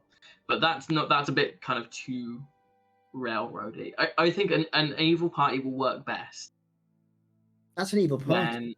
What about evil character in an ordinary party? Okay, so evil character, I think an evil character in a good aligned party, or good or neutral, is about your motivation for doing something. Is the first thing you need to work out, and the second thing is how and if you want them to survive. So, for example, there is a character that I really want to play in a game, who's a turtle, who's a draconic sorcerer, and their thing is that they're like a dragon turtle, like Dragonborn style thing. Just a cosmetic change, no functional difference in terms of the mechanics. And their quest is, they want to basically find and release their chained up, the dragon turtle version of Bahamut and Tiamat, who, upon being released, will destroy the world. And they know that's going to happen. And they know that thousands and millions of people will die, but they're still going to do it anyway. To me, that makes them an evil character. Now, whether or not they're lawful, neutral, or chaotic is about the way that they go about it. I think having a chaotic evil character in a otherwise aligned group is super hard to pull off, and I would generally discourage people from doing it. I agree. The only way. the only way that I can see that working is in the role play of how you do things and being prepared. So first of all, okaying it with the party or the DM, and keeping in mind that you can't be an asshole while doing it, otherwise you're going to cause real world problems. And the only way in doing it is going along with kind of the party thing and saying, oh, I'd love to go and do this thing that the DM offers that maybe seems a bit shadier. And maybe persuade the party towards more criminal activities if that's, the way that it's going. But it would be more in terms of the role play and the flavoring. So your version of Thorn Whip, say that you're a chaotic evil druid, your version of Thorn Whip might be when you kill someone, you flavor it as you do Thorn Whip and you do it Mortal Kombat style where you rip their spine out. And, it's kind of a no mercy style of play, rather than murder hobo, kill everyone, steal from the party, do all that stuff. I think you've got to be really smart about how you play an evil character. Yeah. That's why I would recommend people play a lawful evil character if they're going to, because that's more around, finding the loopholes or doing things. For me, the difference between the two is chaotic evil is classic go and burn down an orphanage with the orphans inside. Lawful evil is going on an adventure with your party, building up your gold funds, buying the orphanage, turfing out the orphans, and then using it as a house or something like that. And I think that the distinction between those is how you make it harmonious with your party, especially if they're playing, like a lawful good paladin who's really into kind of doing the right thing, etc. Because there's nothing wrong with a bit of discord in the party and a bit of party strife, as long as it's just in the role play and you're not actually pissing each other off as people.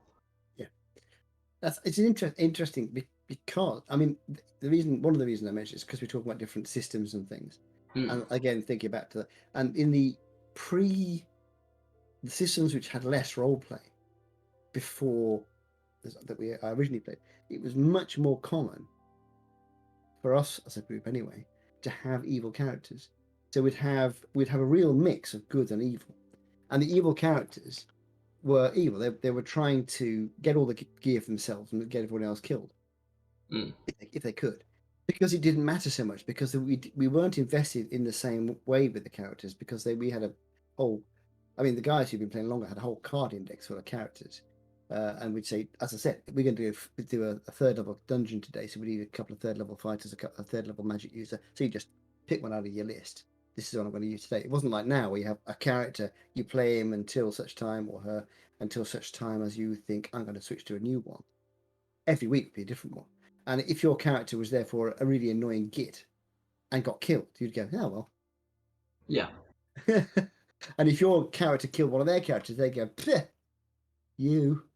Whereas nowadays, it would be like a major issue. I mean, there was a sort of talking about conflict between characters. There's a very good friend of mine we used to because I played for years, as I say, and one of the guys I used to play with called Trevor. He was very good, very, very good at characterization. He had a healer, was a cleric, and his idea of how his cleric worked was, and this is something we'd never considered. He said that what he did was he would take the injury or the illness into himself and then cure himself. That's how his curing worked. And mechanically, it worked the same way. But he also had him as a complete physical coward. So he didn't want to heal people because it hurts. Someone's got a broken arm. I'm going to have to take that broken arm into myself and then cure it. It's like, so he's like, no, that arm doesn't really hurt that much. You don't really need it fixed, do you? You're fine, aren't you, really? So he played it really, really well. So he was very good at characterization. And he had a fighter at one point who was a samurai warrior. And he played it extremely well. It's all about honor, all about face, and so on. I, at that time, was playing Monty, who I just mentioned. Simon de Mont Smith, who was a fighter also. And he was also, I had him, I was thinking of him as the wing commander. Again, all about honor, like, do the right thing kind of thing. And we ended up, the two characters ended up, gradually getting into this conflict because they were both extremely honourable. And for all the right reasons, they kept making the wrong decisions. And ended up, after several weeks, and we as the players kept saying, I can see where this is going. We said, yeah, I know, I can see where this is going. And we couldn't stop it, but we let it, you had to let it go because of the characters. And we ended up having an actual proper fight where he ended up, who won? I think he cut my hand off. and I ended up giving him doing a critical hit on him as well. And he nearly killed my character, dead, and it didn't do us any good either. In the same, I think that was the one. I've got a cartoon of it somewhere. I drew it. Such a fantastic one. And the same session, somebody else in the party who was a rogue saw a movement through the trees, fired an arrow, and hit the figure in the trees. And we discovered that, in actual fact, the path we were on went around a loop, and he just fired through the trees into our own party and hit the fighter at the front and killed them. We managed to get him back. But anyway, it was fantastic. But the point I was making anyway was we did end up with this real conflict between the two characters, and it carried on for a little while. But it was just the characters. We as players on the outside were absolutely fine with it. And I think that's the key. I think there's a lot of people I think are really hesitant to allow evil aligned characters. And you could talk. We could go for hours about the alignment system and pros and cons. It's there. People use it. And people are reluctant to allow evil characters because they're worried that it will cause strife among the actual players themselves, not characters, and that it would be problematic for whatever reason. But I think as long as the person who's doing it has an awareness of avoiding those pitfalls, discusses it with the DM, that then, like for me, that would be no problem. Yeah. To have like evil characters in the party, because it might actually never come up. Like that Dragonborn, that Dragon Turtle kind of character I was talking about. He might ask in various villages that they go to, "Oh, have you seen any signs of this thing?" And the party might ask about it, and he'll go, "Oh yeah, I'm just kind of looking for a temple to my god." And they might never think to ask, "Oh, what are you going to do when you find it?" Or what about it? But his intention, his motivation is still to end the world, by doing this thing. And therefore making him an evil character. But for the rest of the campaign, for all intents and purposes, he's still going along, he's still rescuing the princess, he's doing this and that. Rather than someone who has no reason to be with the party, other than to fuck with them, which is not a good reason. But it can be a fun reason. But you have, and the thing is, it can be fun, but I think that's much more one-shot territory. And that's exactly what I was going to say. Actually, I mean, I was thinking, because when I started looking at putting together Whitebait, I was thinking, shall I have him as an evil character, not fully 100% evil, but I came to the conclusion really quickly that, as you have said just now, that you can't really have a properly evil character who works with other people in the party, unless they're all evil. And over a long period of time, it can't work, because at some point they're going to get so pissed off they're going to kill him or kick him out. I mean, I would if Whitebait had been a real ratbag, all the party have got to do at some point is say no, sod off. We came close a few times. Yeah, well, that was because of incompetence rather than evil. Yeah. But yeah, so but I was just interested to see what you thought about it. Evil characters. How do you feel about it, Greg? What are your thoughts on evil characters and good parties? I mean, the farthest I've ever been willing to go is what I've done with Ray, where she was being manipulated into doing something not so good. It would take a lot of care and skill to do it correctly. It's very difficult. It's a tightrope, isn't it? I feel like if I were running a game, I would have to trust somebody implicitly to do that correctly. It would be very hard to take somebody's word for it, since I know if it was just a random person that I'm bringing to the game, they're like, "Oh no, just trust me." I'd be like, I don't think so. There's too much weird stuff in the community to just trust a random person. Even somebody who's I was just gonna say a good role-playing player, even if they with the best people in the world. Like I said, I and this friend of mine ended up with our characters fighting, though we didn't want them to. We were trying to work out a way for it not to happen, but it happened. And you may well find, if you're playing an evil character, if you're going to play it properly, you're going to come to a point somewhere where it's like, well, I don't want to do this, but this is what he would do. He would throw the. I think that is a large part. I think if you're doing that evil character, and you have an awareness of those things, you also have to have a willingness that if you get to that point where the party says sod off, or they say, no, actually we've worked out you're not working with us, we're going to kill you, let that happen. Don't be like, oh no, you can't kill my character. You've got to be like, Yeah, absolutely. Yeah, and then have the party fight. You will most likely die because action economy's a thing. If it's 1 against 3, Yeah, and do that and be like, great, that was fun. that's And fun. then bring And in then a go somebody character else. and do something. Yeah, I agree entirely. Absolutely. I think you'd have to go in with an evil character in a good party. You'd have to go in with I would go in with the assumption that A, he's going to die at some point, and B, it's going to be a shorter rather than a long-term character, because even if he doesn't die short-term, he's going to get kicked out. So I wouldn't go in with an evil character and assume he's going to be there through a 40-week campaign, because either he's going to change his attitude or he's going to die. Yeah. And you could pull like the long con or something with kind of trying to hide that they're evil, and just be like a bit more gruff. And when someone says, "Oh, what do you think we should do with this bandit captain that we've captured?" Say, "Kill him." Be the one to kind of make the rough choice. Exactly. And then you can always frame it as. That's just the easiest thing. Think of the people that he's, when actually you're a bloodthirsty maniac. You've just got to be smart about it and considerate to your fellow players and run everything by the DM. Because Greg, you're totally right. If when I said I wouldn't have a problem with like having evil characters, you're right. There is that kind of caveat of I have to know that that person is going to be responsible with it and not just an asshole. Because if they are, that's not fun for anyone, because even the person who's being an asshole won't be having fun because the other people will be making them miserable because they're making them miserable. It's also a weird thing for me because like even during your one shot, Joe, and Sebastian was a bit of an asshole, and that was uncomfortable for me to play. So I feel like it's not just you have to be comfortable with being a real dick to your friends as well, which I feel like it's really hard to do unless you want. That's something you want. I feel like also with evil characters, you have to know their reasons for why they're the way they are very well. Oh yeah. Just evil for the sake of evil is never gonna be well thought out. No. Like you can't. You would struggle to successfully play the Joker in something like D&D. You could play something like Two-Face. Yes.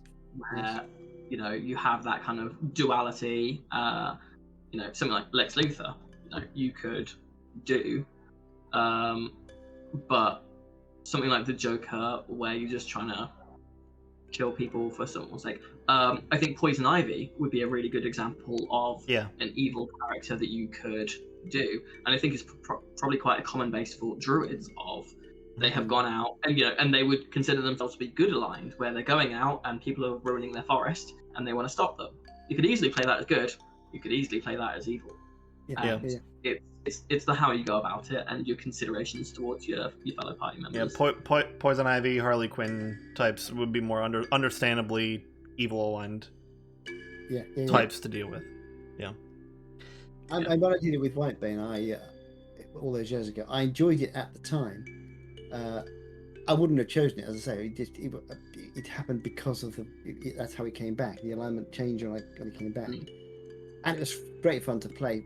It was for a couple of 3 months probably. It wasn't forever before they worked out that he was actually an evil cleric. And once they worked out that he was an evil cleric, and then it's like, well, behave yourself, or we're going to kill you. It's like, okay then.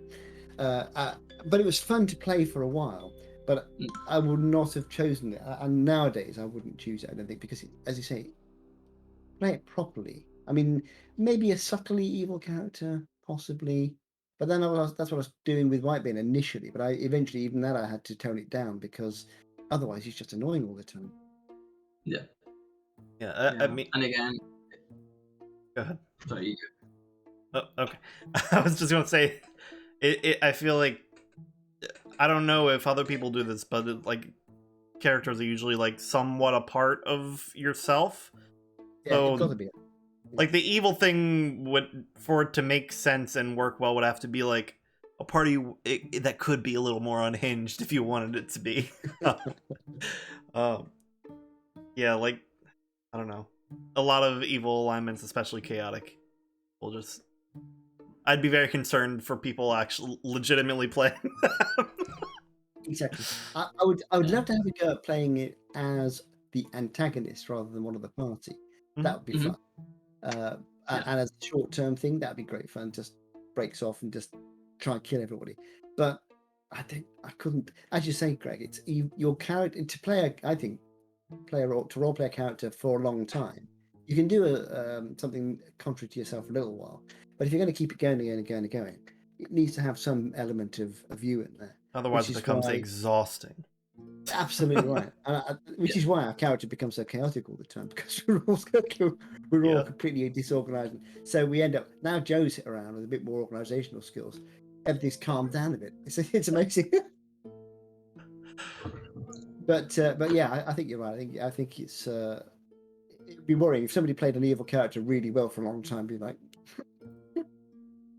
yeah, and there's a problem in that it's so subjective too. Like we were just saying with like a poison ivy type character, you could do that as evil or bad. You could have a conquest or vengeance paladin. I think lend themselves to this of your oath of vengeance could be against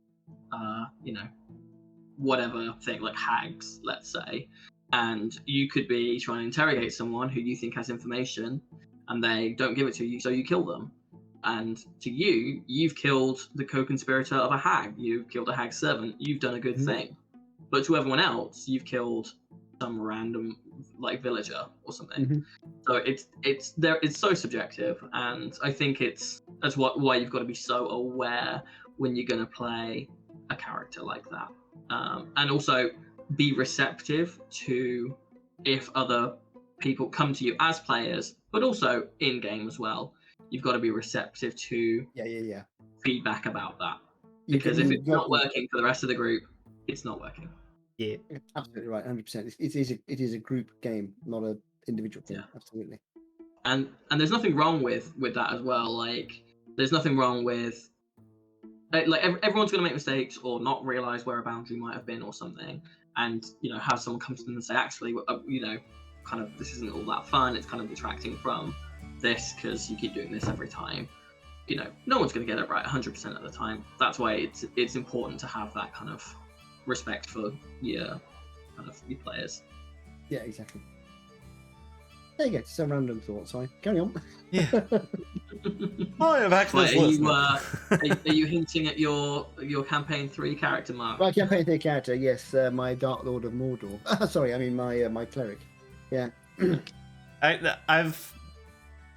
I feel I don't know what campaign 3 is going to be. I don't know like the timeline, what the world's going to look like at that point. So I've been holding off, but I've made a lot of characters.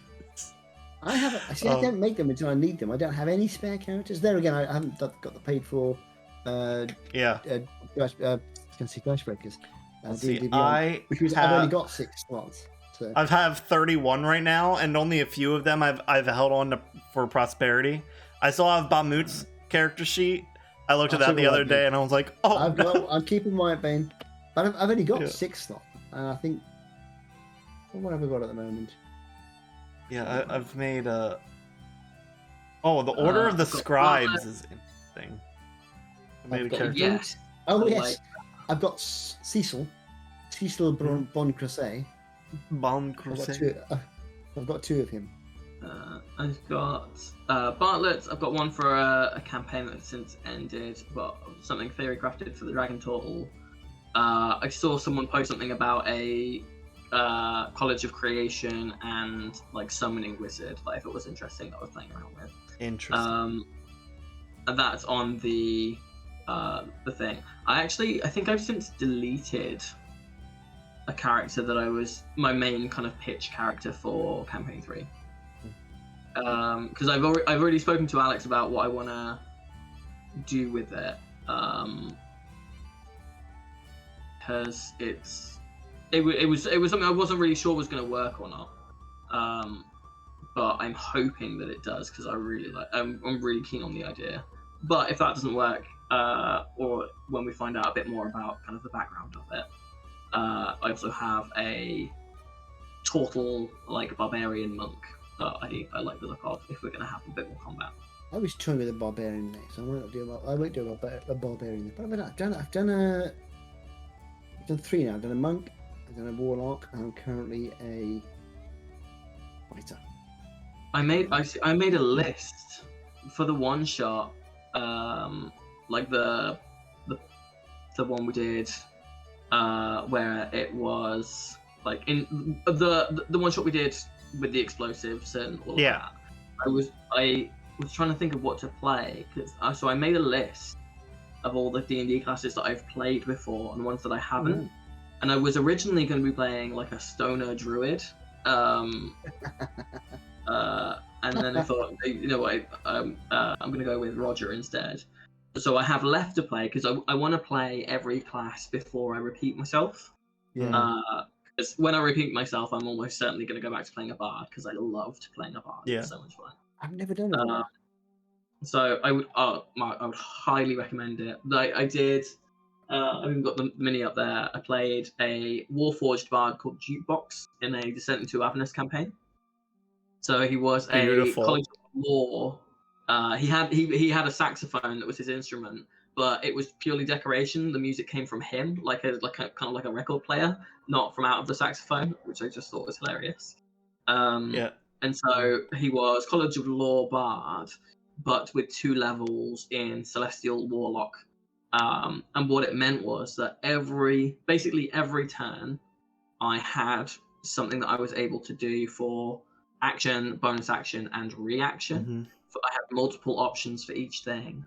And it wasn't, I wasn't doing it with the intention of like maximizing all my stuff, because it was fairly generalized and like a little bit of support. I had Eldritch Blast from the Warlock levels, but not the Invocation to go with it, to not be as useless in terms of damage. But just having so many different options for every single thing, being able to help all the time, was so much fun. So the inverse of what I've done with Ray. I really like the direction that you're taking Ray with Bard. I really like it. I'm really interested because you said you're going College of Creation, right? Yeah. So there's actually even more. I'm so curious. There's more changes coming with that. That should be pretty cool. I've been working with Alex on it this past week or two. I'm really curious to see what direction you take that, because I think it's such it's again, as long as you've run things past the DM, it's such a class that will reward creative play. So I'm really looking forward to that. But, so the ones I've got left to play are Druid, Monk, Paladin, Ranger, Sorcerer, Warlock, Wizard. So I only count it as like the main class or something that I played. Fair enough. Oh yeah, I've looked at so many of I've made a character for probably everything at this point. Yeah. I really like caster classes. I'm probably going to play a sorcerer next, or a thief, or not a thief, a rogue. I will say sorcerer is what I mean. When we get closer to the time, we'll probably run things past each other. But I will say sorcerer is the one I'm looking at as well, because I think the 2 new ones look so interesting for play. Fair enough. I haven't really got any thoughts yet. So. I'd love the meta magic. I want to see more of the meta magic. Purdy hasn't done a lot with it because it's a lot, but I have very fun RP visions of combat things to do with meta magic. I need to come to life. Also, this one was an interesting one. What's it called? Astral Self monk who's not very dexterous, but instead very wise, so that they like completely have to lean on that astral self side of them, and outside of that, kind of not all there. That was a fun one to me. But yeah, Mark, if you're not thought too much about what your next character is going to be, not yet, highly recommend looking at Bard. Have a look. I fancy something to do something a bit different, and of course I've got a fantastic singing voice. That was one thing with Bard. I've been trying to think of ways for that not to have to be musical, because it's such a diverse class that you could do a lot with. It's just not always presented in such a way. My Friday game, the guy who's got some levels in Bards, his thing is poetry, and and he's multiclassed with paladin, so it's poetry / like scripture. Mhm. I theory crafted. I'll tell you about this one because I'll never get to play it for the reasons that we were just discussing about evil characters. It was essentially a clown, where he's just a normal guy, very human, but with the Eldritch invocation feat for Mask of Many Faces. So he basically uses an illusion to clown himself up all the time. Oh no. And it was a chaotic, evil College of Creation bard, where his thing is balloon animals. Oh no! So there's a thing in the flavor text mark for College of Creation where when you give someone inspiration, like a little musical note floats around their head. So it was possibility. Like faintly emitting music. So it was gonna be like a balloon animal dog going around doing like spooky carnival music, like doo doo doo doo doo doo. It was gonna be like a murdery, a kind of murdery, but not as like whimsical, like Murder Clown. I was so pleased with it. It's a character rather I will never play because, for all the reasons we've just discussed, but also. Heard you would not play in the same game. No. But yeah, stuff like that I love.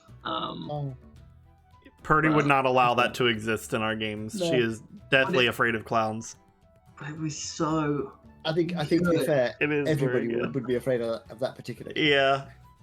I don't think it would be a very popular choice of the play. You'd be able to do so much stuff, and it was something I was going to try and focus on intimidation from the RP and stuff, because it's not something that comes up all that often.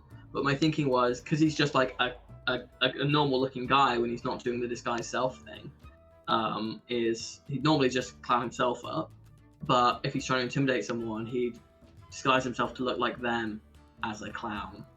I don't like that. I like that idea. Oh yeah. That scares me. I don't like it. I think I even ended up making it for Hero Forge because I was so pleased with it. I'll see if I can find it. Oh no. Oh yeah. Oh, I love that thinking. Another thing I've been playing around with for these characters is Alex talked about the idea of other half races that don't exist in canon. So I made it like a half dwarf, half Aarakocra.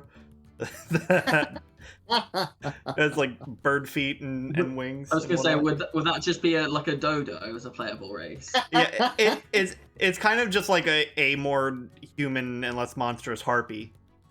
Yeah, exactly. So I was thinking. Oh, there we go. Yeah. There you go. That was it. Oh, look at that. No.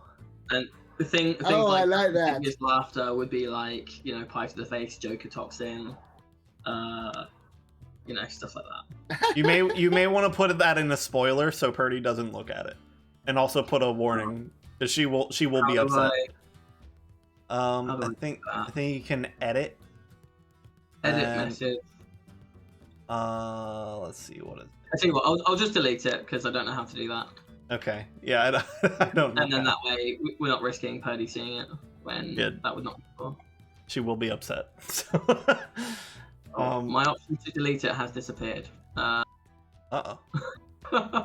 Is someone else able to delete it? Apparently not. Uh-oh. Escape to cancel. Oh, here we go. Got it.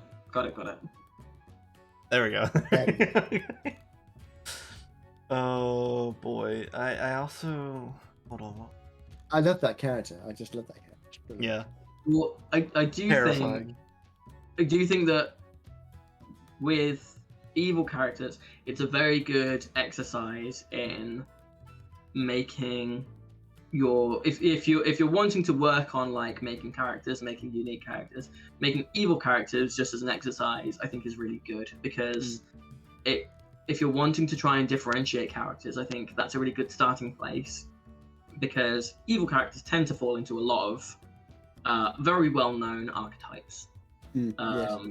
And then it's what can you, if you want to start with those archetypes, say the Joker, what are you then going to change about it, or how are you going to fit that to something that you ordinarily wouldn't? Like if you were going to pick a villain for your big bad evil guy at the end of the campaign, is Bard the class that you would go for? Probably not. So maybe that's a good place to start. You know, and work backwards from there.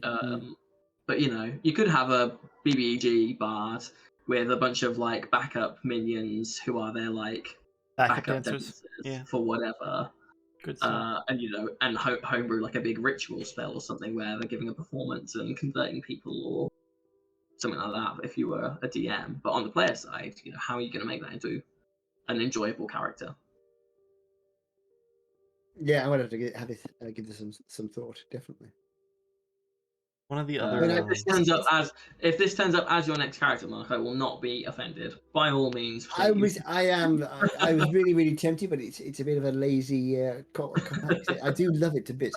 I mean, it's interesting actually because talking about that, I mean, the way one creates a character. Because although I've been playing D&D a lot longer, I've played it probably less, and certainly the current flavor, the role playing D&D, and with the rules and characters as they now are. When I was playing in the 70s, 80s, there were only half a dozen classes. I just told you earlier on. There's only 2 magic using classes, and there's a couple of fighting. So I never really got into the class, and there weren't any subclasses either. So when I created the character, it was more, you know, do I want to hit people? Do I want to stand back and shoot an arrow, or do I want to cast spells, or do I want to heal? And that was it really. Thieves you didn't use very often because they were handy for lock picking doors, and that's about it really. So the creation process was more sort of, well, I've got a couple of fighters, I could probably do the magic user, so I'll create a magic user next. And then you create a magic user by rolling dice, get some numbers. Those numbers are, I've got a couple of highs in there, I can put them in the appropriate ones for magic user, and then move on from there. Now let's think about, well, what's he like, is it he, is it a she, whatever. Whereas now you have far more experience, I think, in creating, and Greg as well, in creating characters in the system we now have. I've got loads of characters from the old days. All of them are completely useless now. But they were created in that way. So when I create characters now, the last couple of 3 characters I've created, I've tended to go from what's an interesting character class. And like with Whitebait, it's like, because that's my first character in the new set of how we're doing things nowadays. And I thought Warlock. I've always fancied I'm going to go to Warlock. So I chose Warlock first, and then tried to fit the character around the class, which I think worked quite well eventually. But I didn't do what you're doing, which I think I probably should be doing, I prefer, which is to start with what do you want the character to be, and then fit the class to the character. But see, this is one of the things that I really like about the character creation in D&D, is that there's no wrong way to do it. Like, I've done both the way that I was just talking about, and I've done it where I've gone, you know what, I really want to play like an archer, or okay, I'll go with fighter, because that kind of thing. You know, there's no wrong way to do it. You might start off with a physical description of the character that you want to do, rather than any kind of personality trait, and then think, okay, so how do I see them fighting? Well, if they're a big, strong guy, then maybe in the front line, that kind of thing. Yeah. With Tab, I also love. Sorry, Karen. No, I was going to say with Tab, I did more that kind of approach. I'll carry on. So with Tab, I did more of that approach. Not as much as you used, but I did more sort of what kind of. I want to do some kind of frontline guy this time because Whitebane was back. Then I had the monk, the fast monk. I wanted something a bit different. So I thought I haven't really had a tank, so I'm going to go for that as my idea. So I wanted a big frontline fighter guy, and then went from there to the class, which is more like what you do, but not enough. I think I need to get more into the what's he like first, and then think about the foibles, all that kind of thing, and then put in the character afterwards, rather than go, I want a tank. What's an interesting tank? Oh, that one can do interesting stuff. I'll go for that then. I think there's a lot to be said as well for subverting expectations. I like that. And that can be a lot of fun. So there's no reason, especially now that Tasha's has come out and you can change around your kind of racial ability score. There's no reason why you can't have this enormous, massive, really muscly Goliath who is a wizard. You know, that kind of thing. And even with something like, I think it's Blade Singer is a wizard subclass where you can hit people. So you can even then tailor it more specific to that kind of aesthetic. Yeah. In fact, I looked at that actually as one of the options. I did think about having a big burly tank. Ooh, he's still at the back, but I wanted somebody going in, and I thought this time around, I just started going in there and thumping people. So but for the next character, I haven't given it much thought yet. I probably won't do another big hitty guy unless that's what we're short of. But I'll have to think more carefully about the character first, I think, and the class afterwards. This with the next one. I mean, I've always got Alex on tap. I'm going to chat with him about it, but I need to talk to you as well, of course, because you obviously have a far clearer idea. I love that. I think I'd be interested in us doing a session 0 type thing where we kind of already know who, like, kind of who everybody is going in, not necessarily backstory, but like face value, what the characters are, to see how they mesh and whatnot. Yeah. I know that's something that a lot of groups do, but we never really have. Well, we sort of did with campaign 2, didn't we? We had the sort of the prologue, because Tav and kind of. It wasn't everybody. It was just the new characters, effectively. So sort of, but not quite in the same way. I mean, we could do what you was this going back to that the college idea, but we already have the guild, which you could run in sense of rules, D&D rules. You could run the guild in the way under that system, that university system, and use that as a sort of entry level. I've mentioned to Alex, I think that would be a great way to start campaign 3 of. We play, 5 assholes who turn up to work at the guild that we founded here as like level 1 adventurers, and then kind of make our way up from there after the first few levels. I don't think that's what we're going to end up doing, but that kind of thing I think would be really fun. Yeah. I mean, we could do something like that maybe, or some variant on it anyway. Some flavour of that kind of approach would be quite nice. So we have a ready-made area we can use to sort of get people to come together who are adventurers and potentially practice against each other and get used to skills. So, and it's all in a city that is constantly changing, which would make for a great setting of like a consistent setting. There's also a university in the city that we could work with as well. Just say we haven't explored the university much, but it's there and it's very, very old, and I'm certain it has its own secrets somewhere. Well, I mean, there you go. So you could go from the guild, maybe meet up at the guild, then do the dungeon crawl under the university thing. That's the first, I must say, I'm very excited for. I know we've been talking, kind of getting ahead for campaign 3 a lot, but I'm very excited for guessing Greg's backstory for his new character about 2 sessions in. Yeah, that's gonna be fun for me. I still haven't heard. The end bit of this. I keep hearing these allusions to something horrible at the end of potentially horrible at the end of the last week, which I managed to miss. Oh yeah, next time Tav runs into the group, everybody's just going to be traumatized and have like a far off distant stare. Yeah, our hair's going to have turned grey. Yeah, all this food's going to taste bad. Everything. Ray's going to be entirely just blank face all the time, and just be like, huh?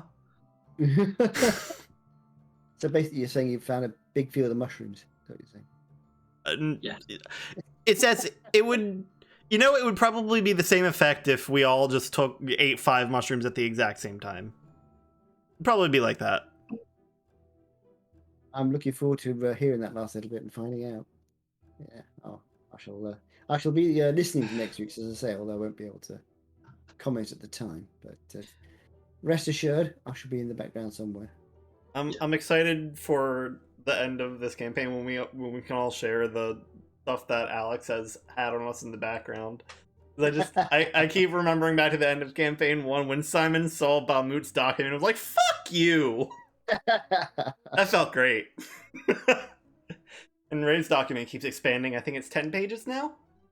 Really? That's fun. Oh. I mean, I thought I was doing quite well. Tav's document is only about 2.5 pages, I think, but it's not really expanding. Although there again, I haven't had much chance to expand him yet because I've only used him for 3 weeks, 3-4 weeks, not very long. And it helps when you also create an entire world to go along with the character. Well, yeah. I mean, I do have he has quite the backstory. But I haven't really. I've added a couple of things in. Like I put the backstory together, and then I realised about 2 or 3 weeks in, I forgot to put his mother in there. So, oh yeah, he must have had one, I suppose. So I had to sort of go back and add that in. But It's fun. Yeah. I enjoy the character development side. I enjoyed the development of all the characters in campaign 1 and in campaign 2. I mean, the change in Flint when he started to when he left the party. Yeah. I enjoyed that, the change. Yeah. I must say, I don't think I ever actually mentioned afterwards. Correct me if I'm wrong, but I love the idea of Flint going back to the monastery to work his way up to the top in that kind of like circular. I love that so much as kind of great. The next stage of his like arc. Or Well, I had very good that send in off. mind. Off stream. I think that's so poetic. I had that in mind quite a long time before it actually happened. I thought when it comes time to go on to a new character, I was thinking it's perfect. It's exactly that is what, particularly because he'd been reincarnated and therefore didn't look like himself anymore, and everybody thought he'd died. So I thought, well, okay, fine. So I had that as a sort of maybe a nice little rounded ending, and it also doesn't kill him off either, which means that he's still there if you ever want to go back to the old characters. But yeah, I liked it. I thought the character arc of Flint worked really, really well. He changed in the way I wanted him to. When I started out, I wanted him to be a bit naive and extremely impulsive, and gradually grow out of that. And he gradually grew more into it.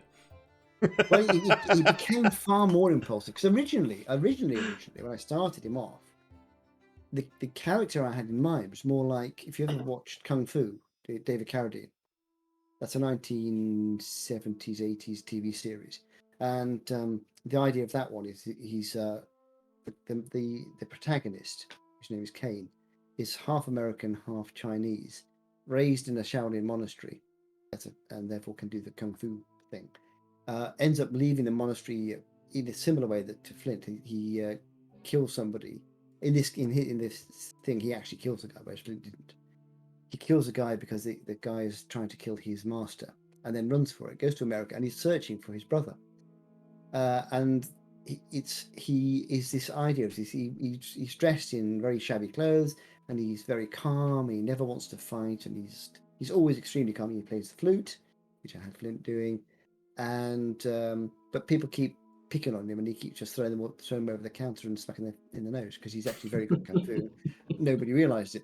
So the idea was of Flint originally, he was like that, calm and cool and collected, and he'd get into fights when he had to, but he didn't really want to fight much, just be a nice, helpful person. And then when I actually started playing him, I thought he just turned into this chaotic whirlwind. And then I thought, okay, that's fine, but he really ought to start learning not to be doing this. And it worked, and I think it worked quite well eventually. But he didn't really. I find a lot. I don't know. Do you find this at all? The character as he came out when I started actually playing him wasn't really the character I expected him to be. Similar, but he wasn't quite what I expected. Mm-hmm. He just, Absolutely. I mean, I spent with all the characters I've done so far. I spent freaking ages trying to work out what the voice is going to be, what's the accent, how they're going to talk.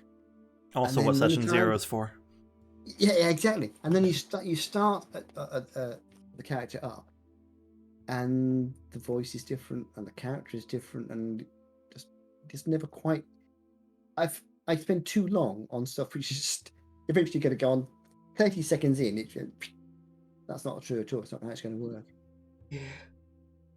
Oh boy, that's I agree. It's like vibes as well. I think it's a military saying of no battle plan ever survives contact with the enemy. Exact same thing with planning out a character. As soon as you start, things are going to change, and there's nothing that you can do about that. It's just you got to roll with it.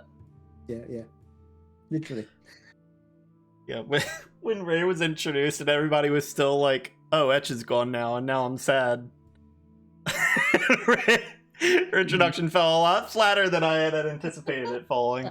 I was like, "Oh, okay. Well, I guess this is an adaptation that is being made in the moment." All right. Correct me if I'm wrong, but she wasn't supposed to be called Ray, was she? No. So I knew her full name, but I had been shorthanding her name as Cece in the document. But in the moment, I was like, "No, you can call me whatever you want." That totally would have made sense to go with CC. But it was because somebody, was it Joe? Was it you? Somebody said, "Oh, I'll call you Ray." No, that was who was that? Well, I thought it was Elsie. It possibly was me because the name is something like Sihi Rayeth or something. Sihi Rayeth, yeah. Sihi Rayeth, and I think it was either me or Elsie was like, we're not going to remember that.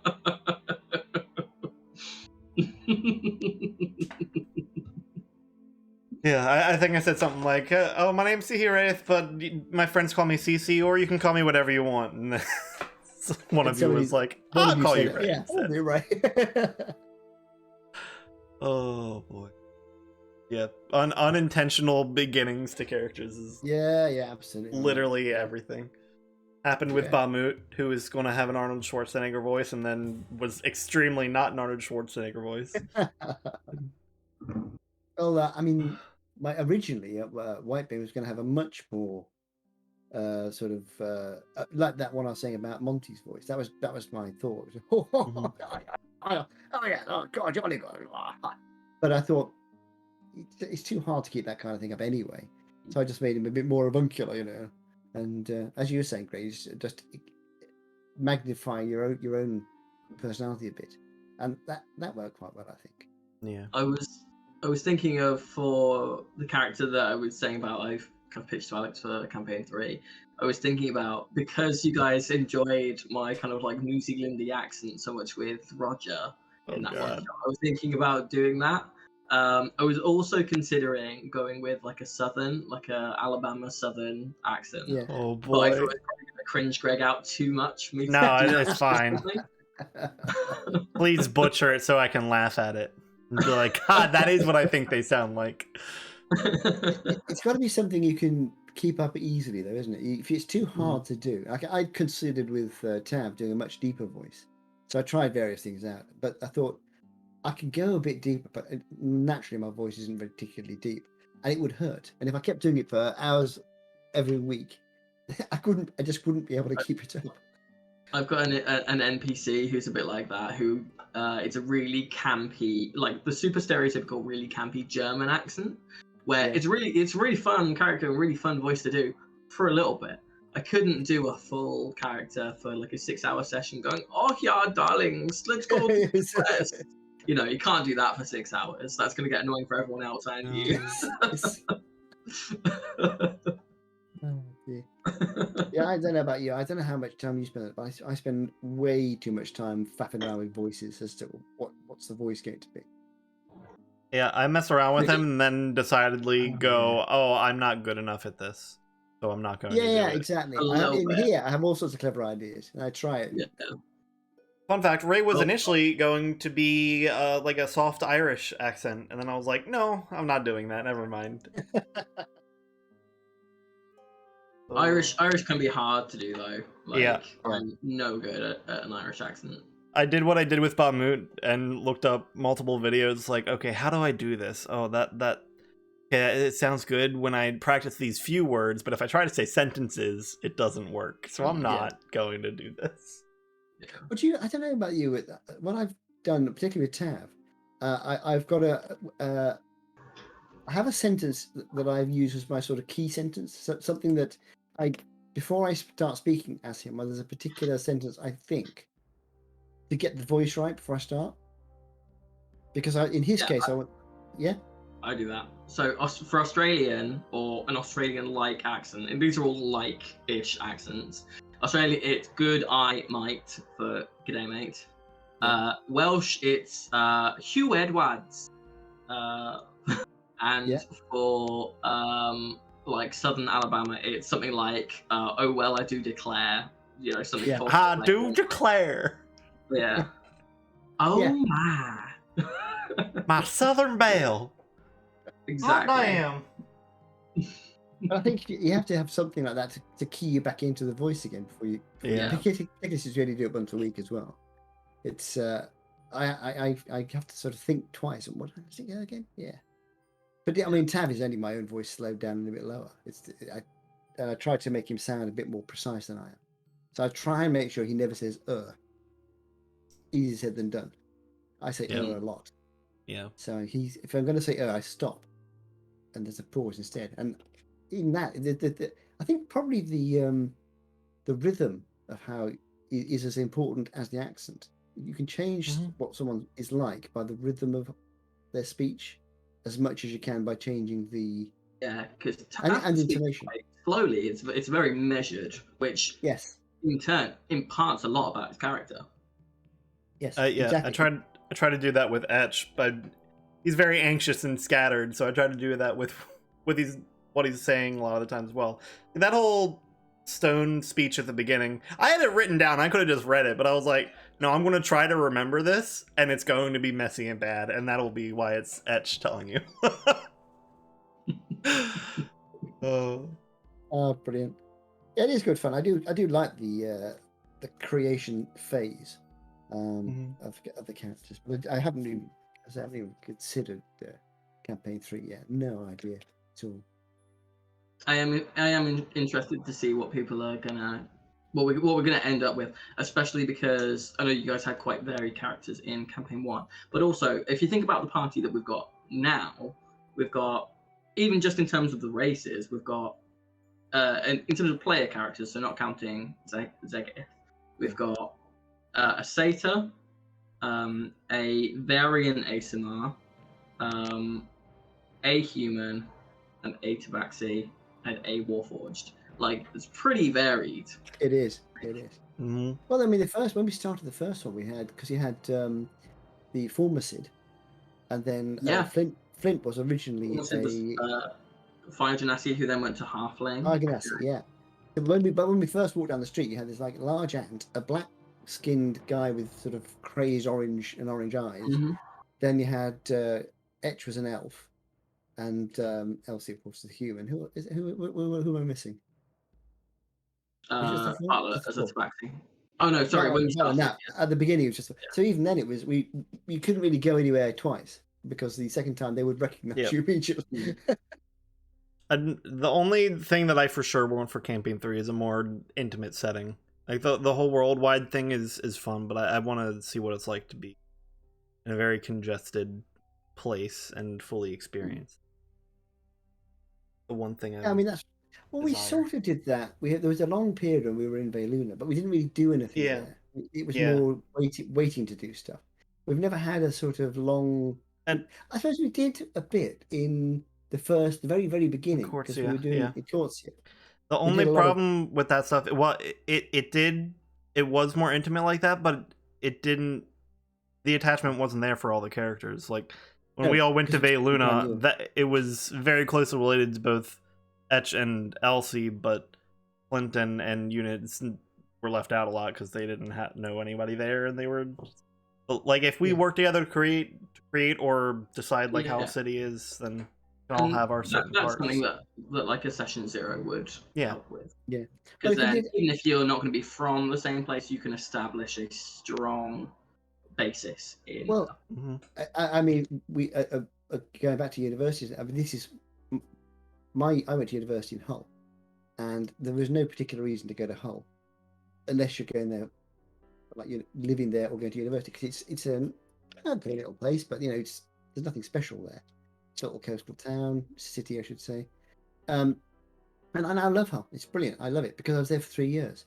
If I was just visiting briefly, it's just like, well, I don't really, it's just a place, and then you just leave. So with our characters, if we have them training together for even before we, or perhaps we can have them meet up there, and then we have a stop motion. What's the word? What the hell's it called? When they do it in films, they have the montage. Montage. Yes, have a training montage. We could montage our way through in game time. A year in the city training, and then they would know the city. They'd have friends there, so you can sort of start from, as Greg says, sort of, this is our place. Even though we don't all come from here, we've been here enough so we know it as characters. Even if we as players have only just we as players know the city anyway because we've played in there before. If we use Veluna, so maybe we could do it that way. Then you get these sort of connection. I don't know. It's a possibility at least. I'd like to think of something. It could go a lot of places in it. Oh yeah. We should probably end up though, as we are. Yeah. Absolutely. the I've time. got some people coming around this evening to inflict my cooking on. So Thanks for hanging out and chatting about all this stuff today. I've enjoyed it. In short, making characters is fun. Clowns are terrifying.